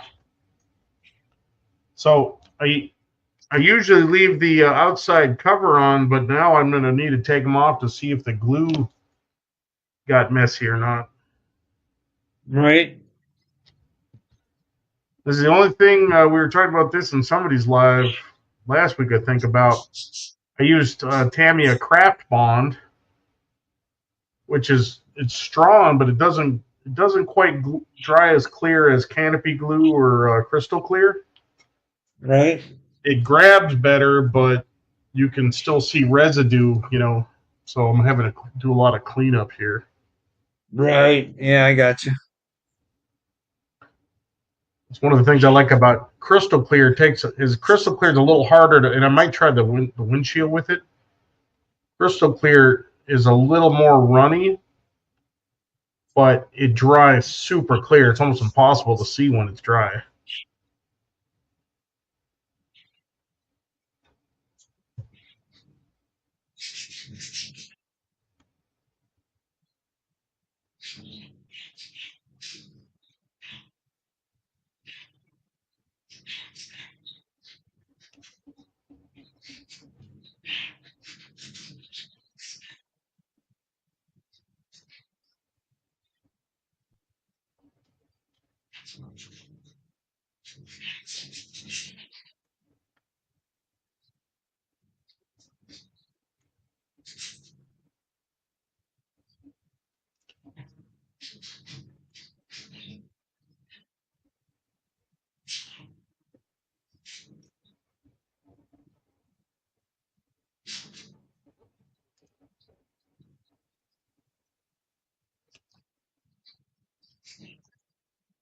So it's kind of hard to tell you when you put these windows on. Like they'll look hideous, like they got glue all over them, and then it's the guessing game when you pull the clear cover off. Is the window clean or did you actually make a mess? And Right? this one turns out and looks pretty clean.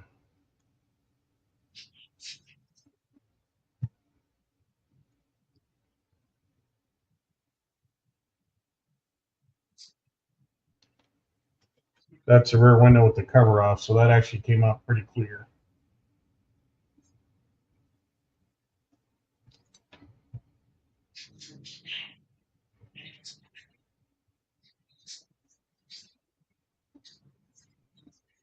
And one of these side windows is looking pretty hideous, but I was gonna want to pull off the cover and take a look at it, but a piece of the glue hadn't bonded, so I had to re-glue it and tape it. So I'm gonna have to wait till tomorrow.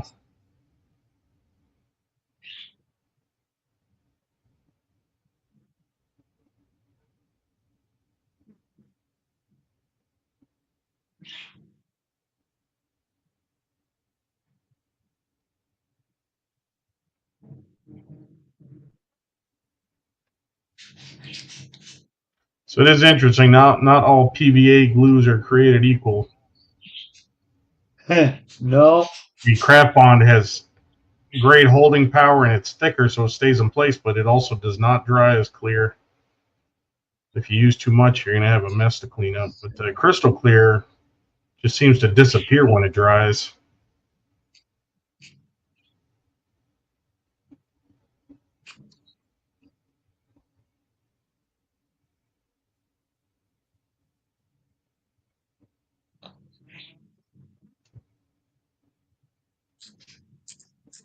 This sucker is just about done. I get these windows done, and I have I think 2 or 3 metal decals to put on, and and I got the 2 girls in the front that I've been dreading.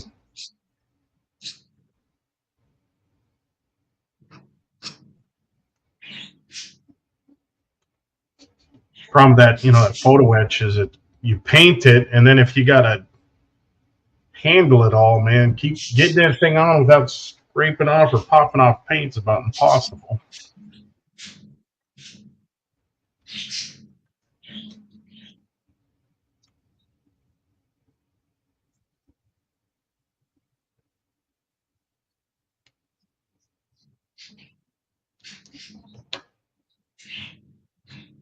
Yeah, I was worried about that one for nothing. That one came out clean.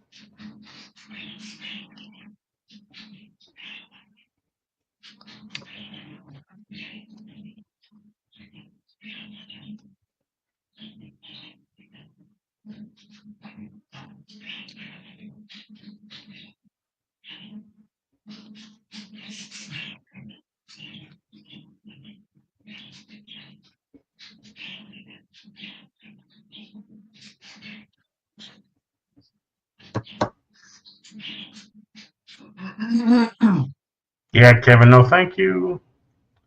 The nightmare is when you put these on is not getting any marks on the inside.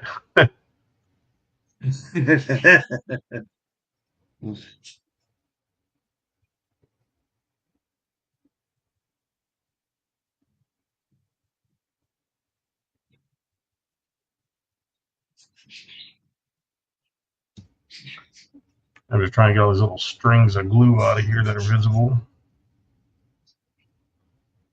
On one hand, the white glue just made it less stressful. On the other hand, it makes it a little more messy.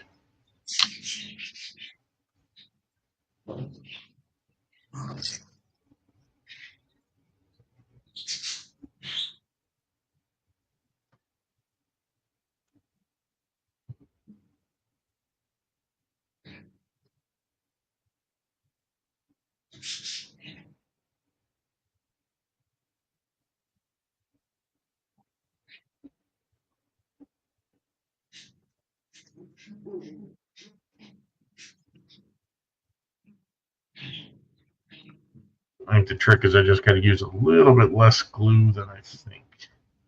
Like if you do these with super glue, man, you're putting almost nothing on these things. Yeah. It's got to be such a tiny layer, just microscopic. I've always used the Mod Podge.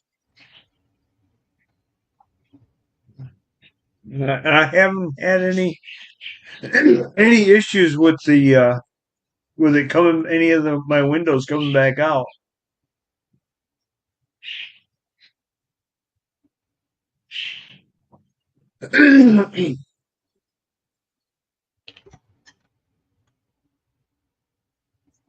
However, though, if you do get messy and it gets on the on the window, you'll see it. Yeah, the good thing with these, though, if you're using white glue, you can always peel these things off and redo them. Yeah, I've got a 1/8, is it 1/18 scale, I think, BMW here. I'm working on for a friend. It's can't remember the name of the company. It's one of those resin, big resin kits. That's it's like a, what do you call it? It's like a die cast, but it's made of resin. And he said Okay. that he wanted a couple things fixed on it, and I was like, man, all the windows are coming loose. I just peeled all the windows off, clean up, repaint the frames, clean up the windows, and then put them back on. But the trick is you got to make sure that inside of the window is spotless before you stick it on.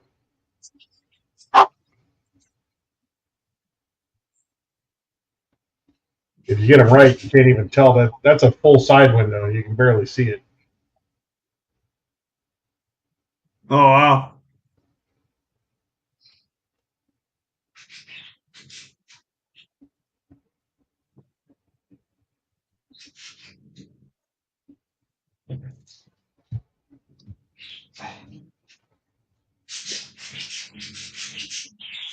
So I think we'll probably do once I get this thing off, cleaned up, if this one's okay. As long as I know I don't have to go in and wipe off any glue from the inside, then I'll go ahead and put that front windshield on.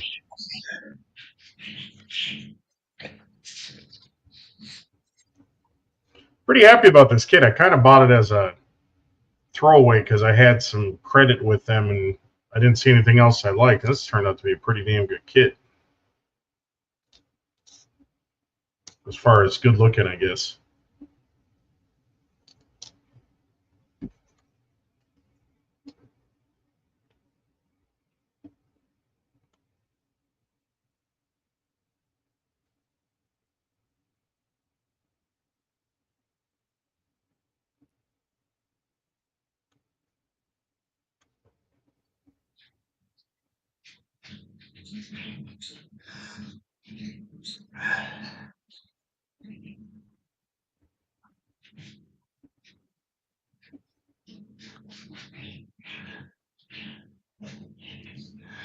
Oh, I didn't see Edward come in.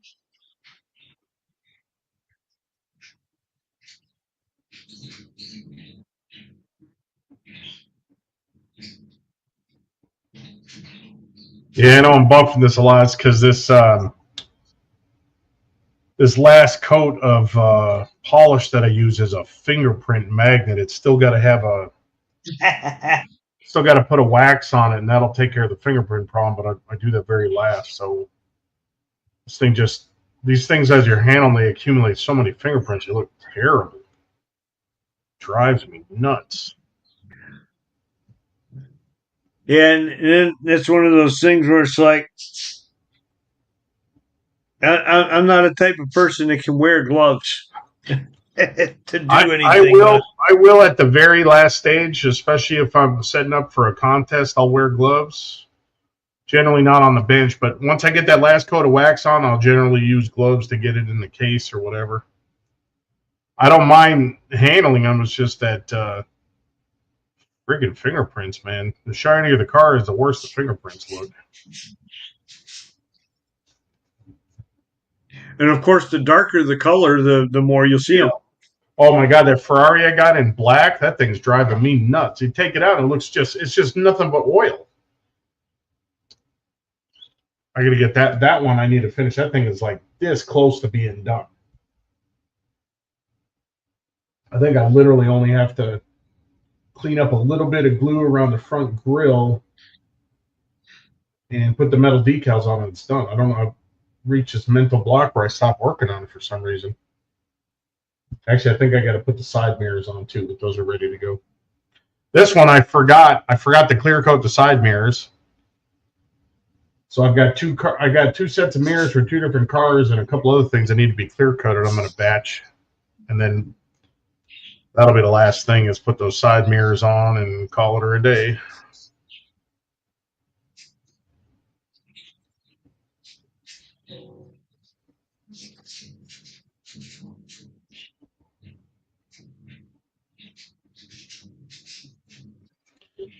Put this away for now.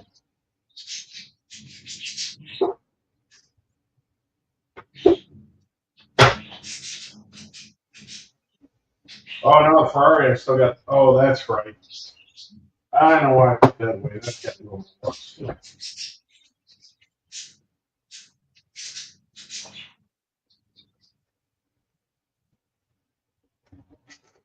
Yeah, I think that's about it for me.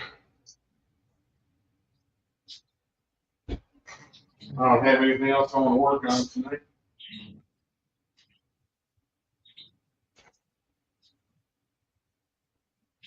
I got the 37 all primer and I got the black stuff painted. I'm going to put it in the box and wait till next month.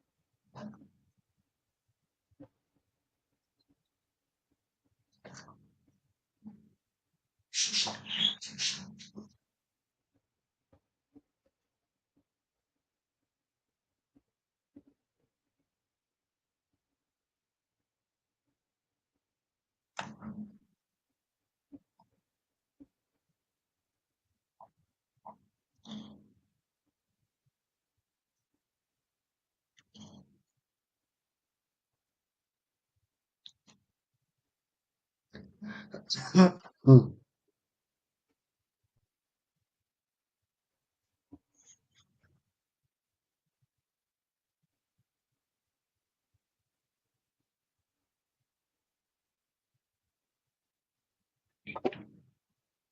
can mess with this for a minute. I gotta try to glue this window back on.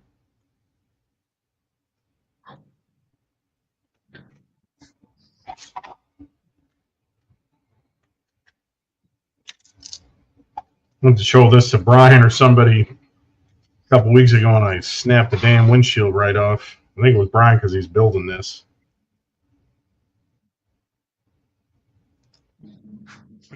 Yeah. Really ticked me off because I did not like. I'll be right back. All right. We did a group build on this Revell 427 Cobra, and it was not a nice kit to build, but it turned out nice, which is you don't often get with a shitty kit.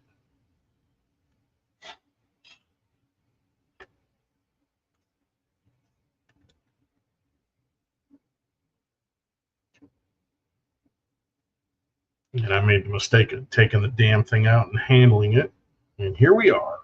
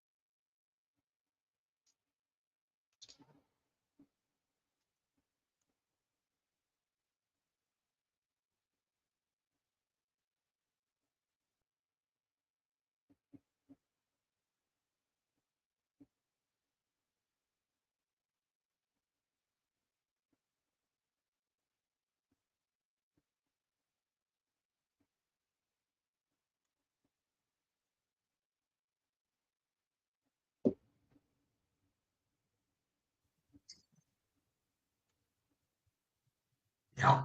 Oh my goodness. I ate way too much at dinner today.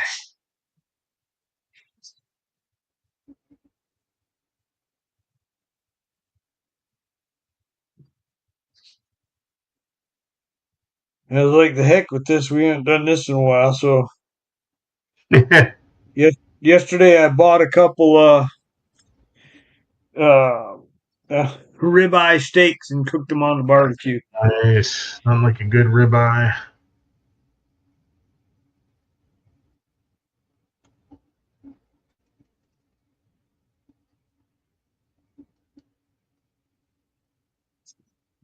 That and wrapped up a couple of big baked potatoes.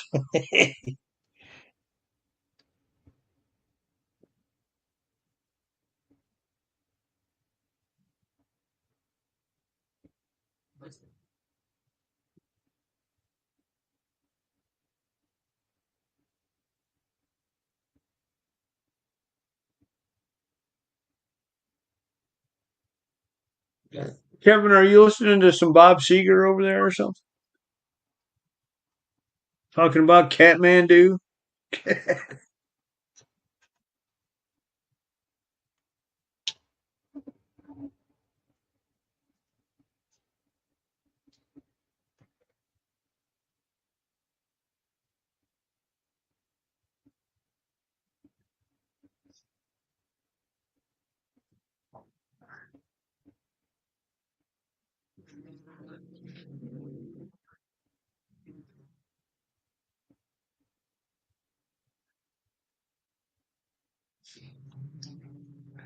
Yeah, Boston. The only thing we didn't do is I didn't cook any bacon to put on top of it. We definitely had it covered in butter and cheese and sour cream. Oh yeah. And then you remember you're lactose intolerant. No, not lactose intolerant. That was that in my late 20s, early 30s. I started to become lactose intolerant. I read somewhere they said like about 75% of adults are lactose intolerant, and it sucked, man. Growing up in Wisconsin, where dairy is like a staple of your diet. Right? That's my. In fact, my wife used to grocery like I would drink a big glass of milk with almost every meal. That was just the way we grew up, you know. Milk with Right? pizza, milk with dinner. I go out to restaurants and I always order milk. People are like, man, never seen anybody drink milk with their dinner. I'm like, let's not be from Wisconsin. And then it got to the point I was like, man, I have a glass of milk and my stomach is killing me. As long as I don't get crazy, I'm okay.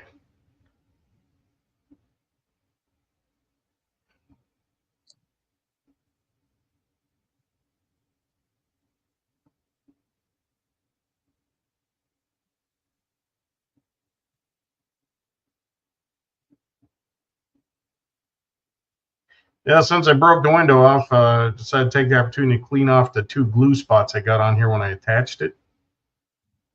And I think we're going to try the white glue on this one too.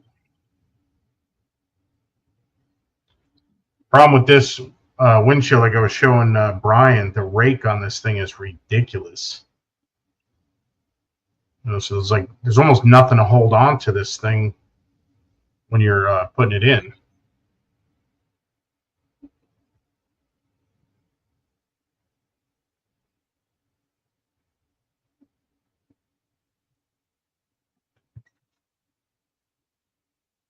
You gonna try to plan to go down to Acme this year? Or?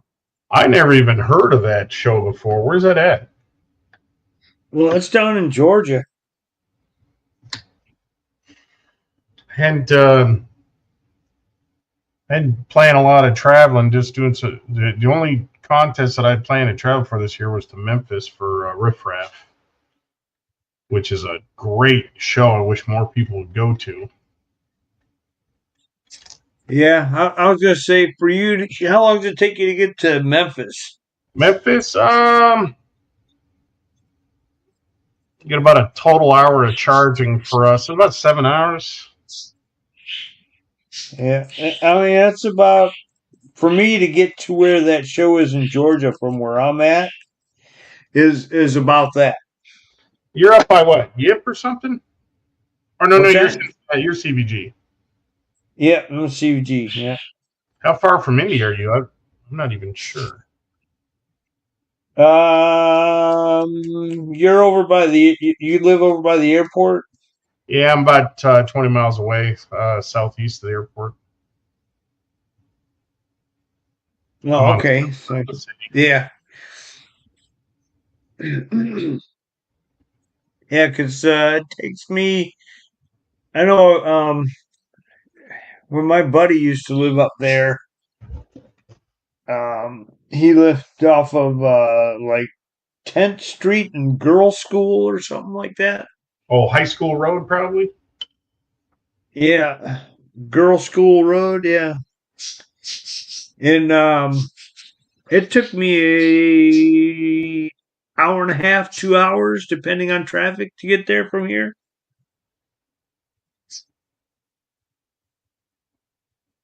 It's not too bad. So not horrible.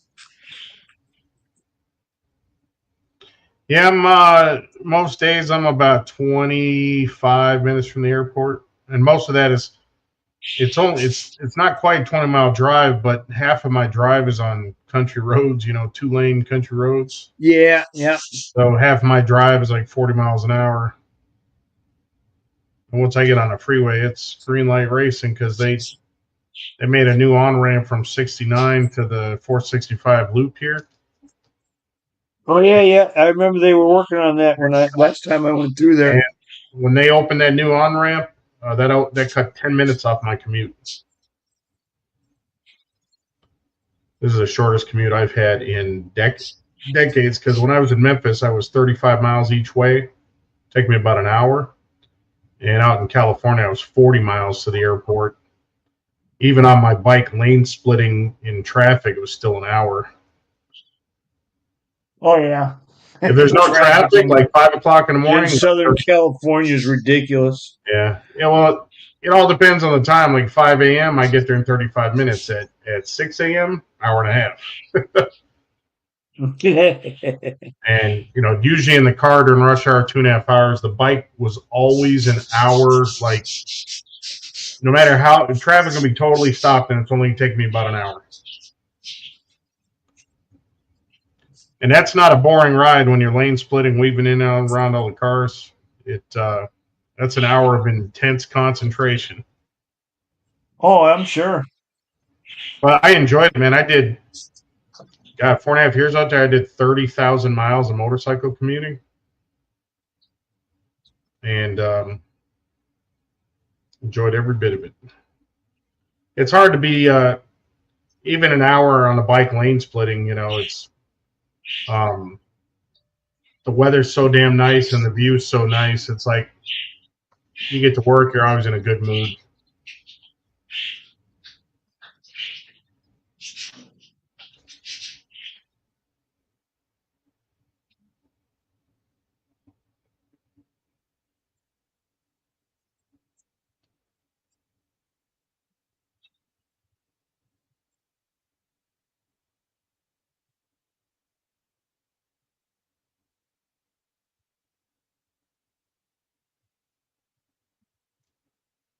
Yeah, I was able to polish that glue out pretty nicely.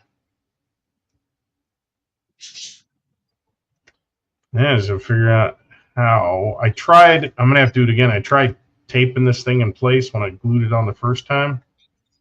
Because it comes with like 2 locator pins, but it's just a slot for the window to fit in. And it just doesn't really grab it very well. It's like right about there. So I'm going to try a little tape. And we're going to try some white glue.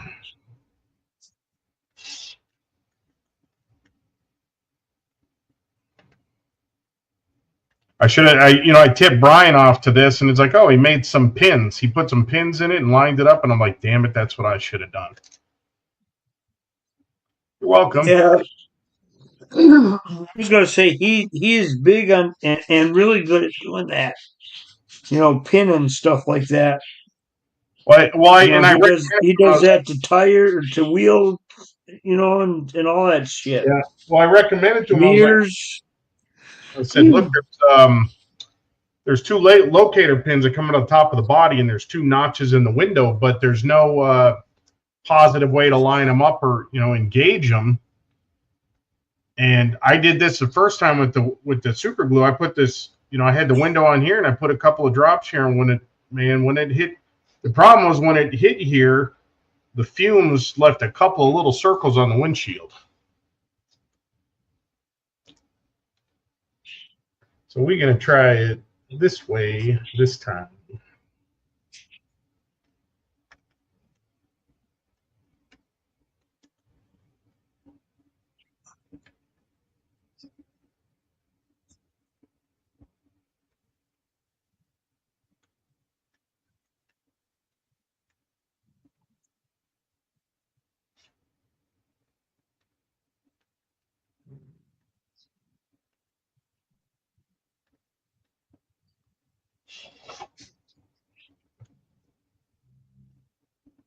Oh, Marcy's in. Hey, Marcy, what's going on?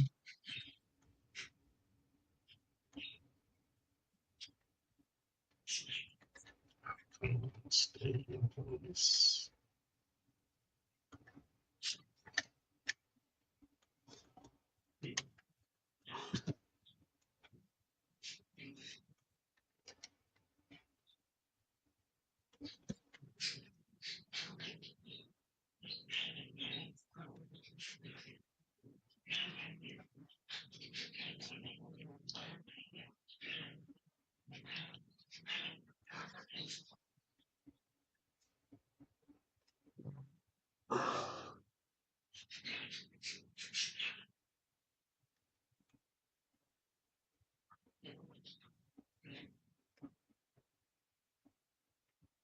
Yeah, we'll see if we get lucky with that.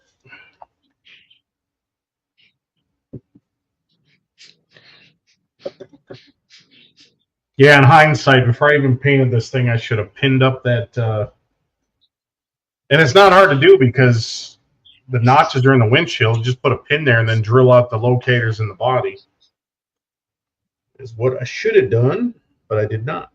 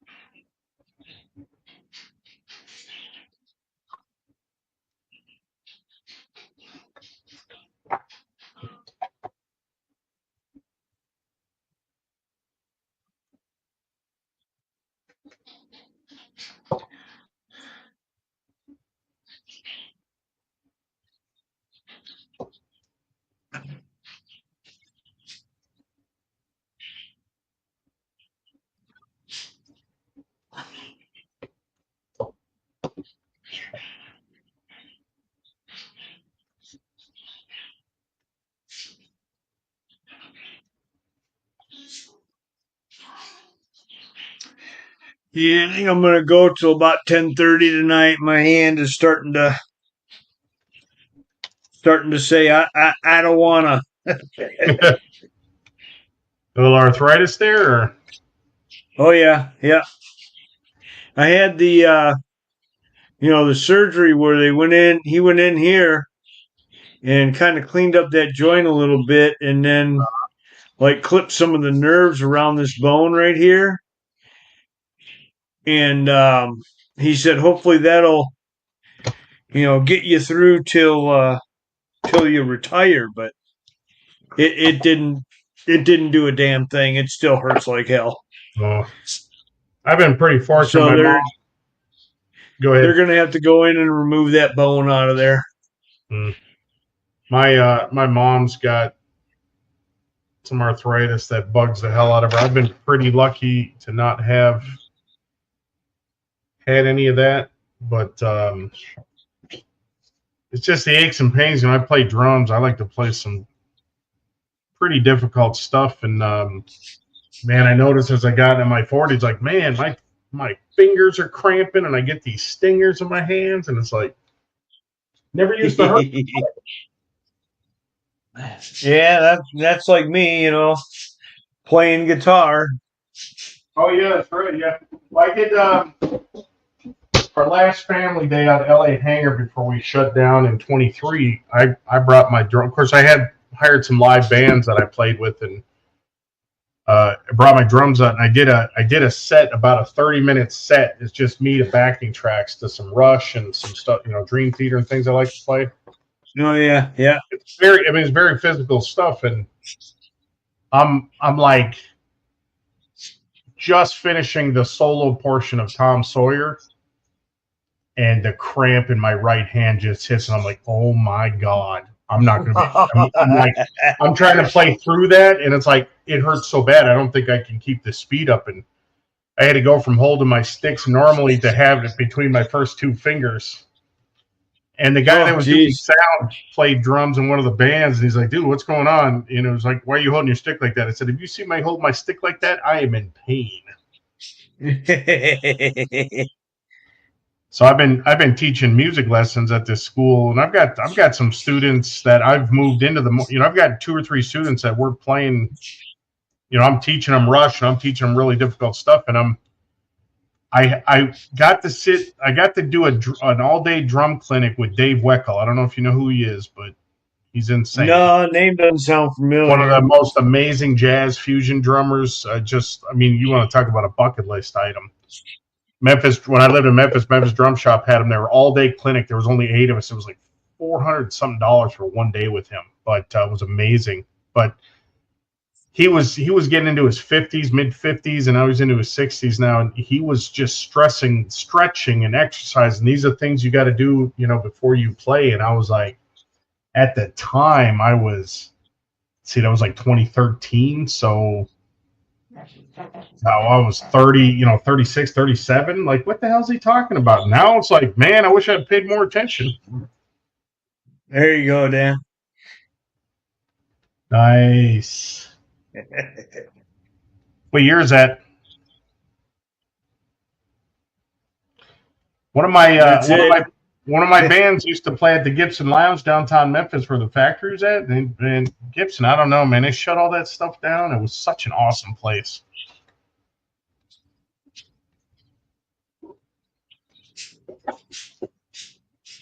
Well, if I get this window fixed, I might, now that I got that glue cleaned up, I might reconsider this for a contest car. It was 2 spots of glue on the windshield. I'm like, well, that's it for contests. It wasn't that I got glue on the windshield, but you know how it does that crazing and made like that little halo? We'll see if she stays this time.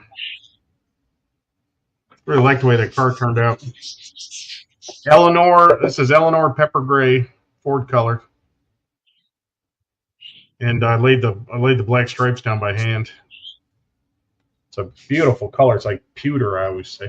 Actually, I was thinking about doing this color for that 37. I've still got a bottle. Still have like a bottle and a half of this stuff. Might look good with black. We shall see.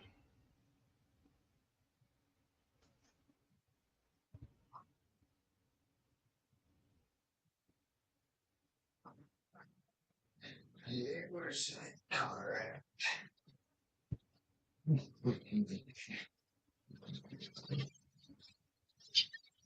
You're so much.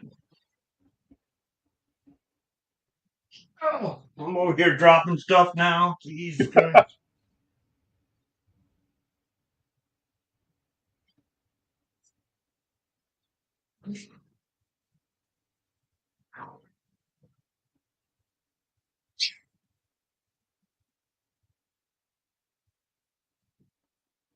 Yeah, I laid these stripes down a few weeks ago.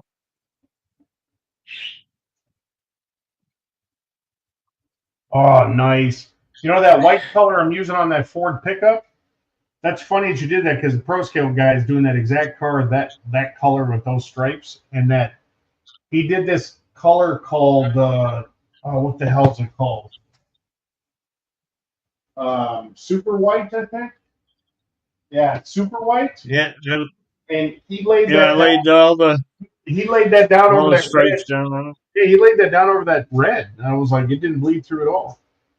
Oh, that looks nice. What is that, 68? 67. 67, very nice. Yeah, it came out pretty good. I think, shoot, I'm trying to remember what color I did. Oh, I know what this was. This was the Tamiya, the mica red. Oh, yeah. And then I shot clear red over the top of that. And then laid the white stripes down on top of that. Wow. And that's just a Tamiya, just the plain white.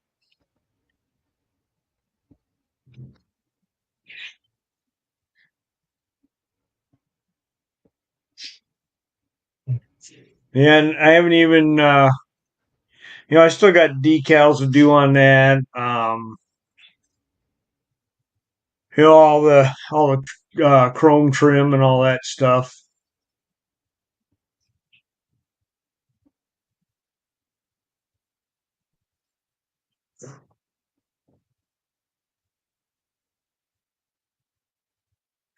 Man, it's already 10:30. Oh. Yeah, I know. And then the funny thing with this is that's really all good. I'm waiting on to finish this car is the body. The rest of it's right here. I got the rest of it all done, Nice. all ready to go. What wheels did you use? Oh, the kit ones. Oh man, that's not. That's gonna look sweet. Yeah, with that white interior. Yep, that's gonna look really nice. So what do you got left to do? Just windows, decals, what? All the trim Yeah, stuff. windows, decals. Um, like the grill. I didn't tape the grill off when I painted the stripes, so I still got to paint the grill in there black, and I got to Oh, get some chrome in the headlight buckets and that's the 67. stuff I like have that. that. Oh no, I have the 65. Sorry, I have 65, 66. Yeah, I think I got it. I'm gonna finish up these a few of these kits, and I'm gonna dig me out a Mustang. I think I've got Mustangs and Camaros to build.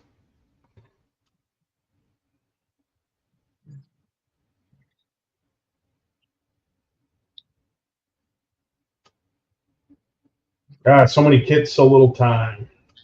Yeah, right. I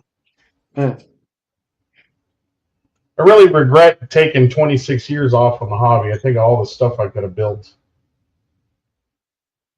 Yeah, exactly.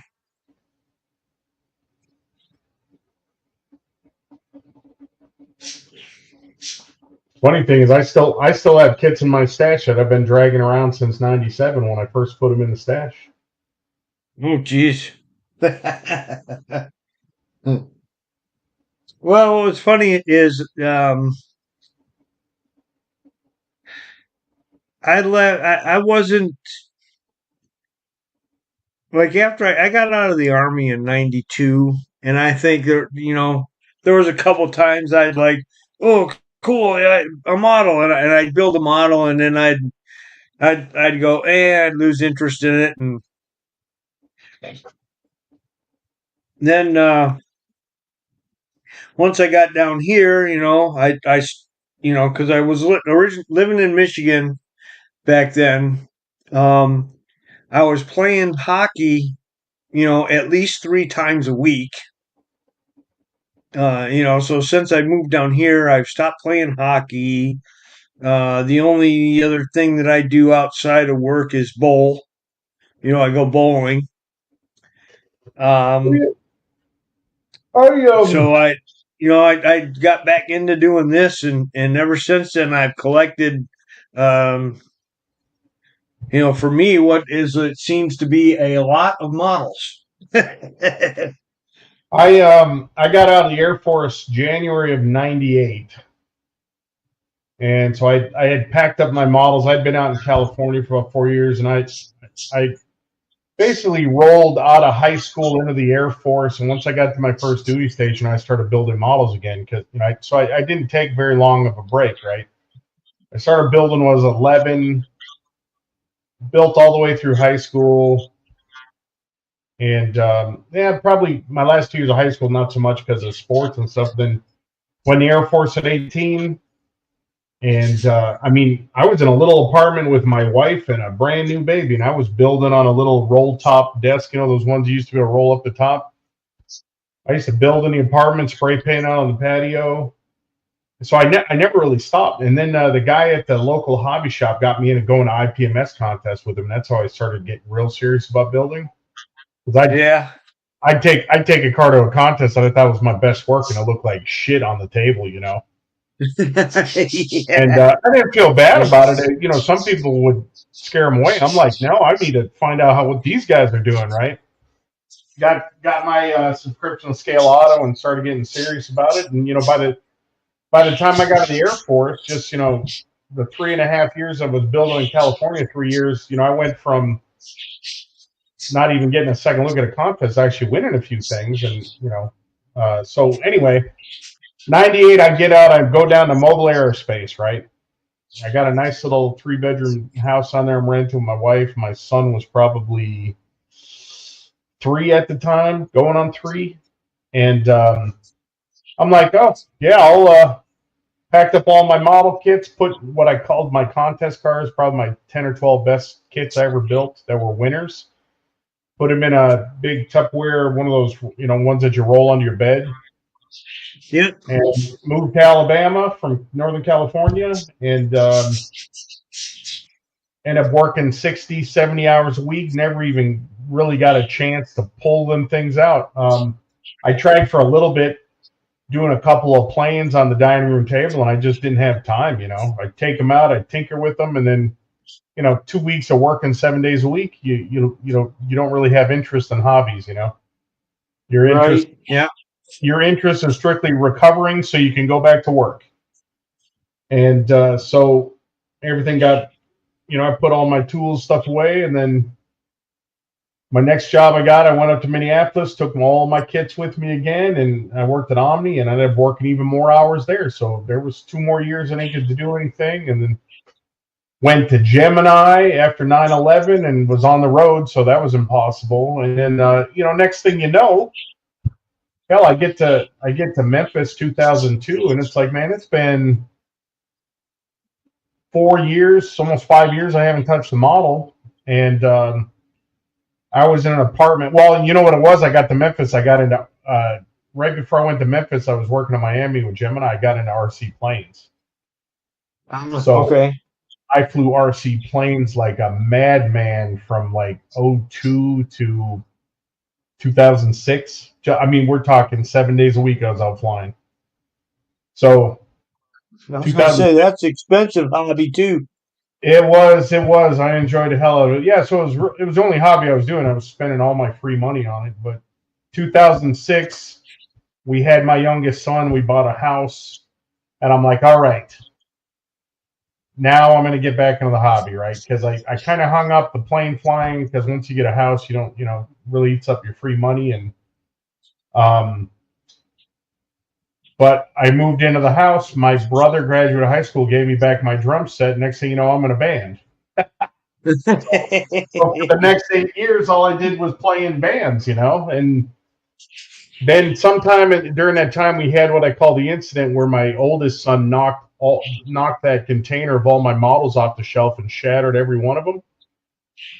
And I wasn't mad. I was kind of crushed. I actually had taken, like in 2005, I'd actually taken my kits over to a model contest somebody had there.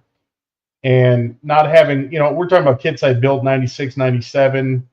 Well, by now, all the kids are using airbrushes and everything else. Man, I put my cars on the table, and these kids come, and it was like, oh my God. These kids are dropping lowriders and glass paint jobs, and my stuff's still rattle can. I was like, ugh.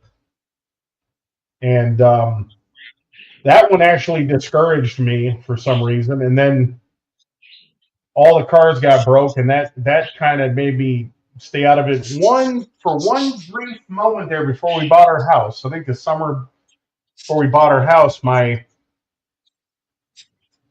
oldest son was curious, so I took out some kits, and we actually started building. It was funny because my wife and I, in 2005, I think it was, maybe 2006, we took out this Tester Boyd Smoothster. And my wife and I started building it. We set up a table in a spare bedroom. We started building it. We didn't get very far, and then life got in the way, Yeah. I think what it was, we were buying the house, so we put it all away. And I'm thinking when I get to the house, we'll start it back up, get in the house, get in the band. The whole house had carpet everywhere, so I wasn't too keen on setting up a bench anywhere. And my drums were in the rec room, but the rec room had really shitty insulation. It was always too hot in there in the summer to use it. And, it's just like one thing after another. And then we were in that house 06 to like 2020. I get the job in LA, go out to LA. And all the model kits came with. I had about 25 kits. And I remember my wife, when we moved into the house out there, and I stuck them up in the shelf, she's like, are you ever going to build any of those? Someday. And then we're out in California like 2020, and probably fast forward about, I think it's like Thanksgiving of 22. My son comes to me, he's like, hey, shows me a picture of Warhammer. I want to do this, so sure, I take him down to the hobby shop, we get some Warhammer stuff, and I had all the tools and stuff, sit down, show him how to do it, and he's painting them by hand. And then we had to do the decals, so I showed him how to do decals, and I was like, man, I forgot how much I like this, right? Next thing you know, I'm down at Home Depot buying a couple of workbenches, and I go to a hobby shop and just buy a bunch of all the tools and paints I don't have. I finally bought an airbrush, and I have been hardcore back in the hobby now, 2.5 years? Yeah, there you go. And building I probably in the last 2.5 years I've averaged at least one on average a kit a month. But That's yeah, pretty good. I can't say that. yeah, it's not consistent. But you know what I'll do is I've got like 8 kits going on right now. They get to a certain point, and then I'll have I just did this last fall too. I had a bunch of kits in progress. Like when we packed up the house in California to move last summer, I had some kits. I didn't realize how close they were. Bagged up everything, put them in a box, and then get here and doing some other things. And then finally I decided to take them out. I had 1 month where I finished like 6 kits that were almost done. And I'm at the same way. I've got 6 or 8 of them going right now, but they're almost all like 95% done. So you'll see me building a bunch of stuff, and then all of a sudden I'll just start finishing one after another.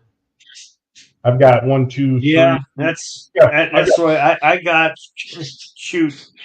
I got this rollaway like set of drawers that I got all my tools and stuff in. Mm-hmm. And on top of that, I've got, I don't know, 1, 2, 3, 4, 5, 6, 7, 8, 9, 10, 11, 12 kits on this damn thing. And they're all going. All of them are in different stages of being built. I know some people that drives people nuts, but I like it because I'll work on a kit, and like that Ferrari now, you guys see me tinkering with that for the last couple of months. I'll take it out, I'll work on a couple things, and I'll put it away, and I'll do something else, the next time. And it keeps me from getting bored with anything. If I run into a kit where I'm having problems and I'm not enjoying it, it goes back in the box, and I'll come back to it later. And inevitably, it could be months, but inevitably, I'll come back. I'll be in a mood one night. It's like, you know what? I'm going to go attack that, and I'll knock it out.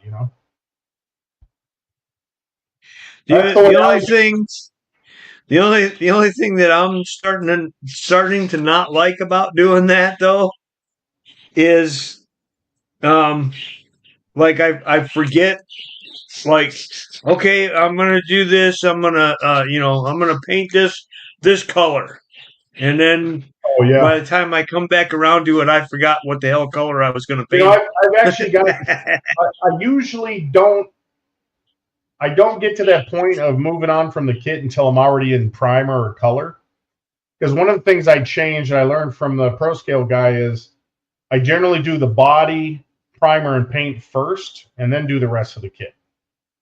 I find that it keeps me motivated, and then if you're going to run into big problems, it's going to be with the body. So if you do it first, that generally takes. So like when I did that Ferrari, I had that in primer the first day, color the second day.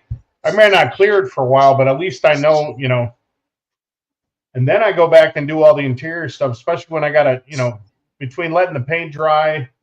The clear, it's got to dry for a week, and then you got, polishing. It gives you time to do the other stuff. Right. But, most of the kits, if they go back in the box, what I have is those plastic containers I have like work in progress. And I like those because I got to stack them here. I can see every car that's in them, where they're at,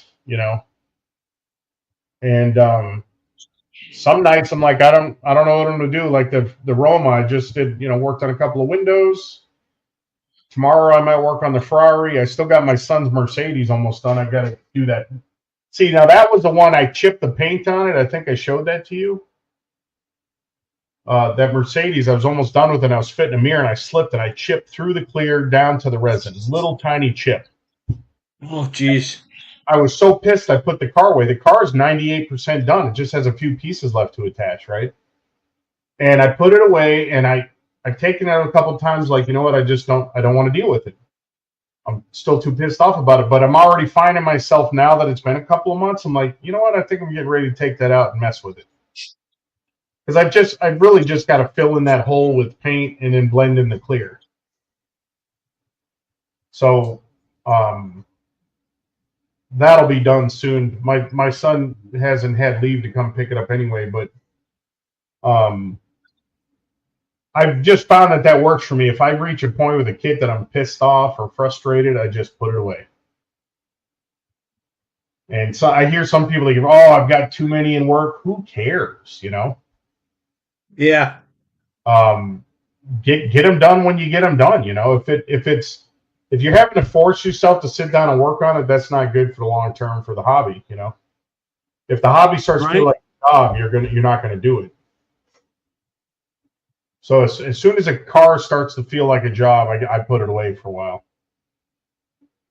Yeah, see, and that's where I'm at is I get going on these kits and I'm like, okay, let me get, every kind of sub-assembly I can get put together, and everything's going to be, the same colors kind of deal. Get all that stuff done, and then I'll get a bunch of cars in that same position, and then I'll be like, all right, it's time for me to get out my paint booth because I don't have a permanent spot to have my paint booth set up.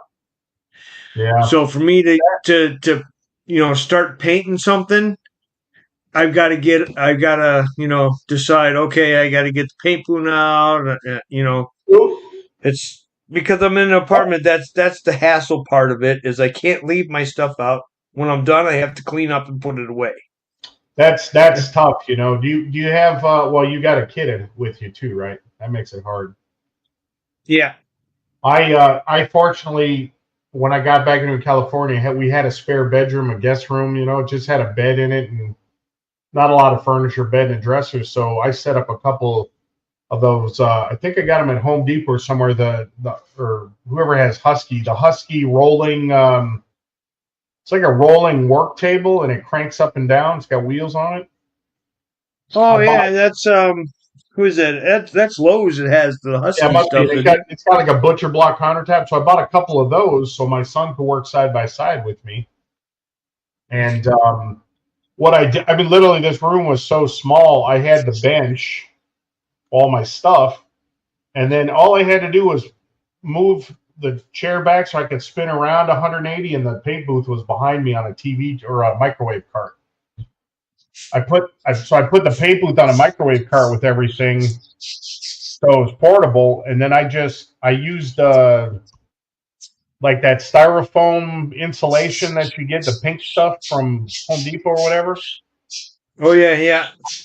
I cut out a plug to go in the window that holds the nozzle from the spray booth. And I covered that in 3M HVAC tape. And then all I do when I'm, most of the time I kept it set up. I just open the window, put that thing in there, close the window on it, and voila, spray booth indoors, Yeah.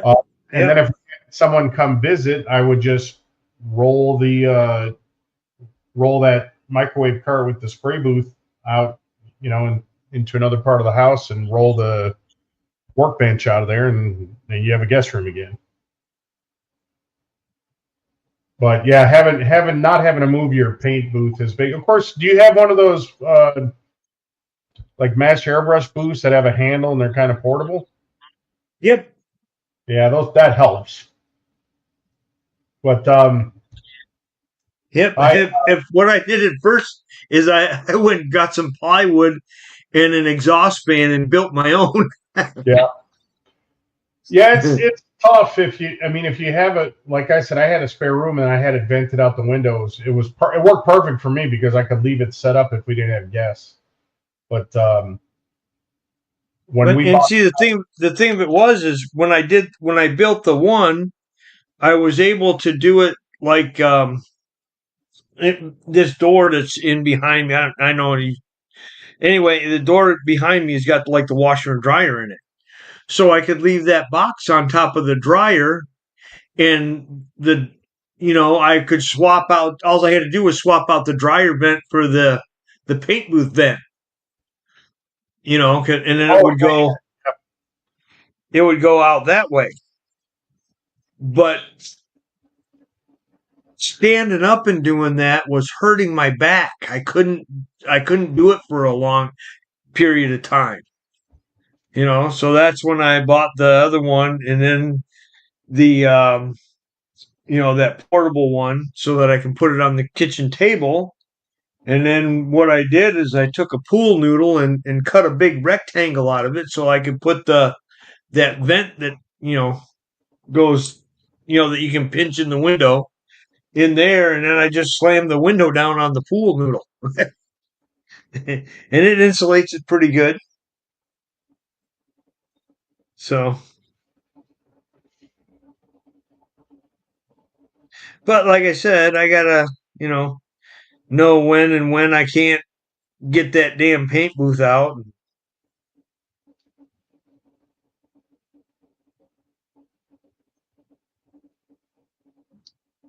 What's going on here?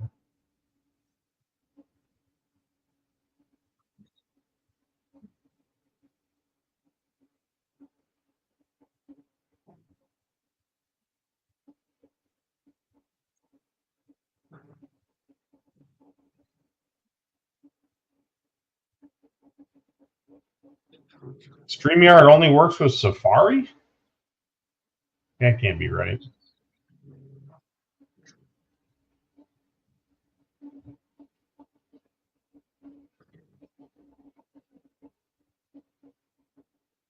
Yeah, I guess it does.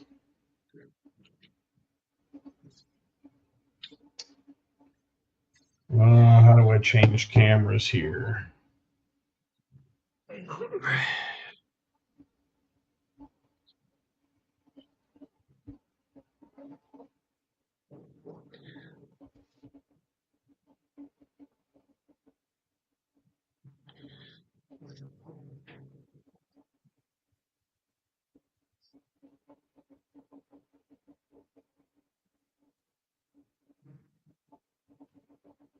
Here we go. Let me try this. This is me again. So let's try that. So when I look at the difference in color, that's crazy. Yeah. When I bought the house in India, it had a basement. It was sort of partially finished, and half of it wasn't. I told the wife I'm building a hobby room. And man, I don't know if I ever want to move out of here, but this is what I built down here in the basement. I don't know if you've ever seen this before. Oh, yeah. There you go. So the booth is vented out the window there. I've got an insert plug there with a dryer on the other side. So you got the booth. So it's kind of nice. Got the build area. Got the booth, paints. These are those plastic containers. That's where I keep all my in-work projects. And then nice thing is I put these cabinets in, so I've got everything I need. This is my son's Warhammer bench. It's all stuff he likes to build. And then the stash. It's had a cutout here, I guess, for a chimney or something. So I just had him put shelves in here, and I got over 120 malls here. It's plenty deep. And then I got enough leftover room for the the builds and whatnot.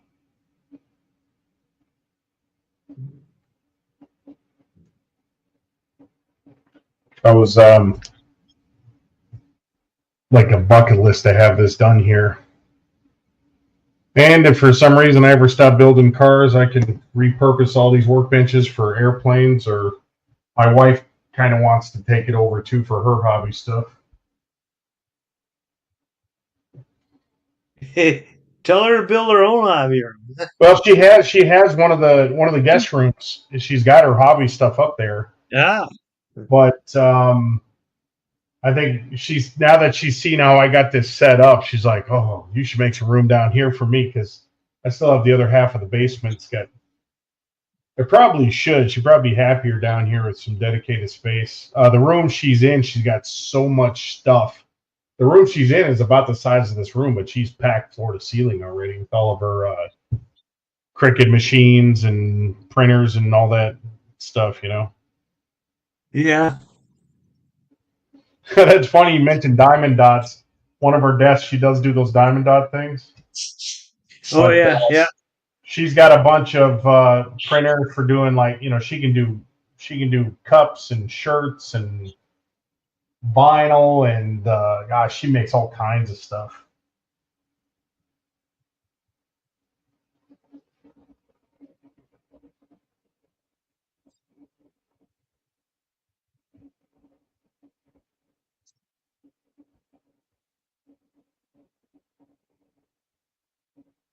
But yeah, I was. If we move back to Memphis, I won't have this set. I mean, this is a basement kind of setup. You know, I won't have this. We talked about our next house we buy, making sure it's got space for hobbies. Now that my youngest kid's probably 2 years from being out of the house. Right. So we shall see. I'm enjoying it while I can, though. I'm hoping to hell whoever buys this house for me does hobbies and appreciates this room. You really have to. I have to do a before and after. If you saw, this was just empty basement. The guy had like a weight bench down here, and that cutout where I put the shelves for the stash. He had like a pull-up bar in there,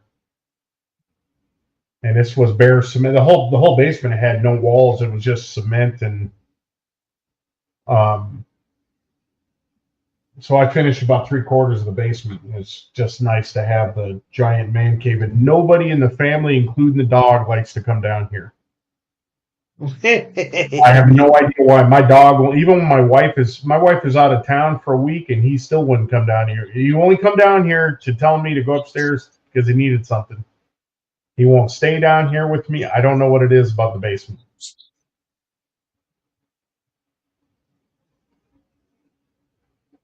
But especially now it's been hitting the 80s up here. This stays nice and cool down here. Yeah, nights have been cool. I mean, I think it was about 75 or so here today. Yeah, it got pretty toasty. It wasn't horrible. I was at the airport today. It was pretty toasty.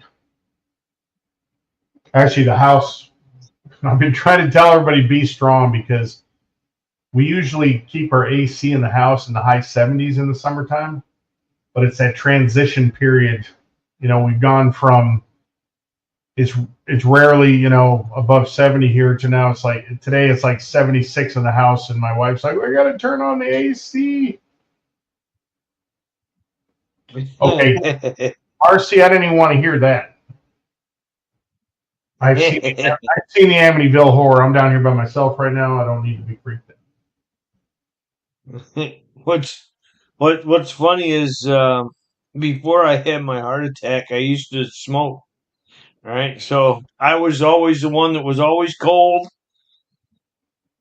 My wife was always the one that was like, "Hey, it's too hot in here. We need to turn on the AC." Meanwhile, I'm in here freezing. My wife and I are almost always opposite. If she's hot, I'm cold. I swear to God, like clockwork. Yeah, and now the roles are reversed. I'm the first one hitting the air conditioner when it starts to get a little bit warm in here. And I look at her; she's all wrapped up in a blanket and got a sweatshirt on. I'm like, "You're cold?" She's like, "Yeah." I'm like, "I'm sweating to death." I forgot to show you the coolest part of this hobby room is check out this carpet I found last year. Oh, that's cool. That rug. I was out at the mall in Greenwood by me here, and there's a tent this guy set up. He sells carpets all summer. He had that hang on the wall. I'm like, I gotta have that. That's the coolest part of the room.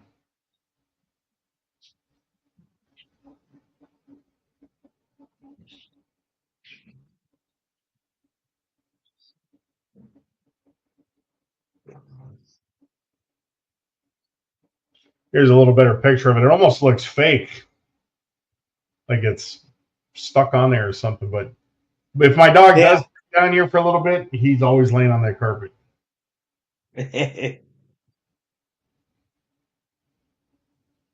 Yeah, my dog is probably laying in my spot on the recliner. Yeah, his big thing now is, because he's always slept in our bed. That's my wife's thing since he was a puppy. He always sleeps usually between us, either under or on top of blankets. But he always likes to lay in my pillows if I'm not in the bed. And when he was younger, like I would come to bed, I'm like, hey, excuse me. And he knew as soon as I said that he would get up and go lay by mom. Now this little bastard, he won't move. I come to bed and he's laying on my pillow and it's like, you don't expect me to move, do you?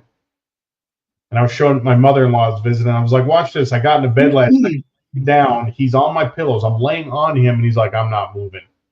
Like, you little bastard. So some nights if I come to bed late, like they just went to bed a little while ago, I'm gonna have to go up and take the pillow he's on, slide it over so I can get to bed. Oh, yeah. But yeah, I don't know what it is about the basement. He don't like to be down here. I brought a bed down here for him, everything, and he just don't. I don't know. And no, nobody was murdered down here. The original owner that bought this house new is a fire chief.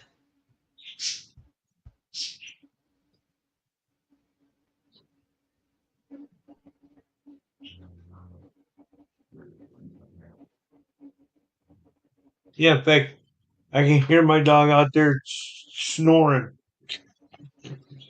Yeah, that'll be mine when I come to bed. Yeah, in fact, it's funny. If I go out there and make her get up, and I'll sit down in the recliner, then what she'll do is she'll when it's time for her to like want to lay down for the night, she'll start howling at my wife and wants my wife to get up and go to bed because she wants to sit in her lay in her recliner and sleep all night. Yeah, he's got his spots that he likes. He loves lounging on the couch. We got a nice bed for him by the kitchen door that he'll lay in occasionally, but he's normally when my wife's home, he's not more than 10 feet away from her. That's just us the dog's the exact opposite. The dog follows me everywhere. My wife says sometimes she just sits there and whines when I'm not home. He'll usually follow whoever he thinks has food. He developed epilepsy a few years ago, so he takes a ton of medication for it, and one of the medications gives him just an insatiable appetite. So when everybody's home, whoever's he thinks has food is the one he's following.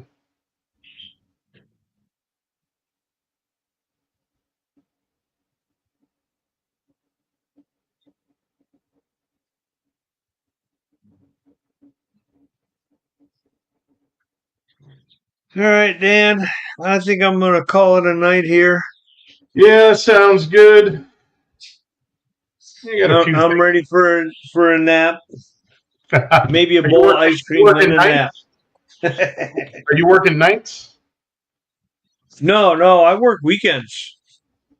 Oh yeah, you're on 313s, right? Yep, 313s. I work Friday, Saturday, Sunday. That sounds great, but I know working 12s, man, that gets old fast. Doesn't leave you a whole lot of time in the day for much else on your work days.